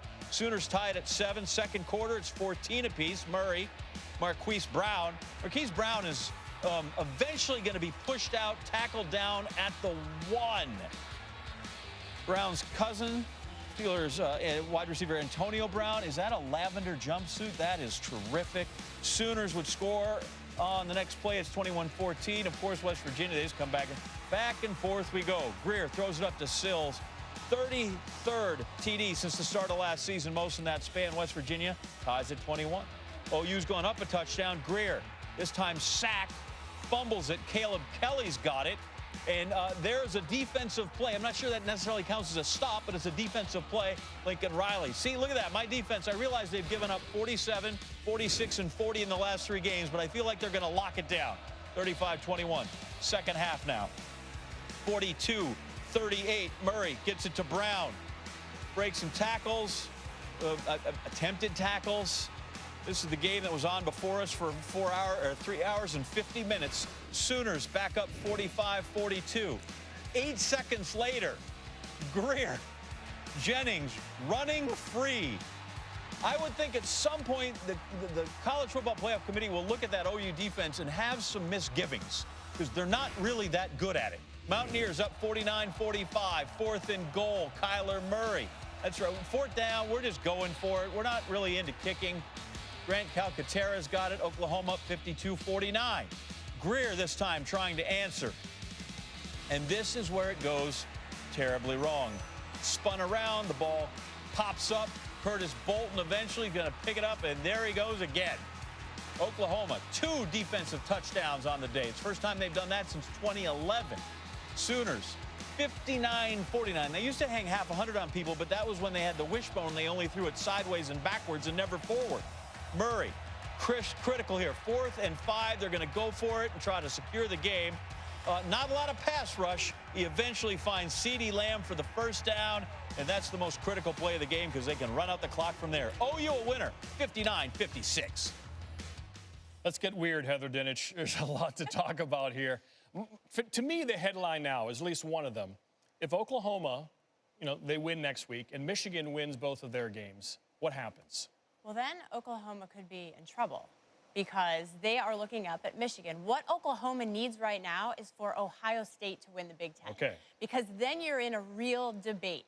Ohio State is looking up at the Sooners right now in the College Football Playoff rankings. The selection committee has made it very clear that they've struggled the past couple of weeks, lost to Purdue, not good. So Oklahoma wants to root for Ohio State to win that Big Ten championship because then they could get into a debate with the Buckeyes. Because then, of course, assuming Alabama and Notre Dame and even Michigan, what happens if Georgia beats Alabama in the SEC title game? Who's that put into trouble in terms of if Michigan and Oklahoma win out? Or even if Michigan were to lose and Oklahoma to win out, would Oklahoma have a chance over a Georgia team who beats Alabama in the SEC title game? Well, to me, that goes back to who wins the Big Ten. I think the Big Ten championship game is really at the crux of it, because if Ohio State wins, I think the selection committee could justify much easier putting an Alabama with 1 loss in over a 1-loss Ohio State. And at that point, I think the Big 12 is still on the outside looking in. And then finally, are we putting a big snowblower on the Pac-12 after what happened tonight?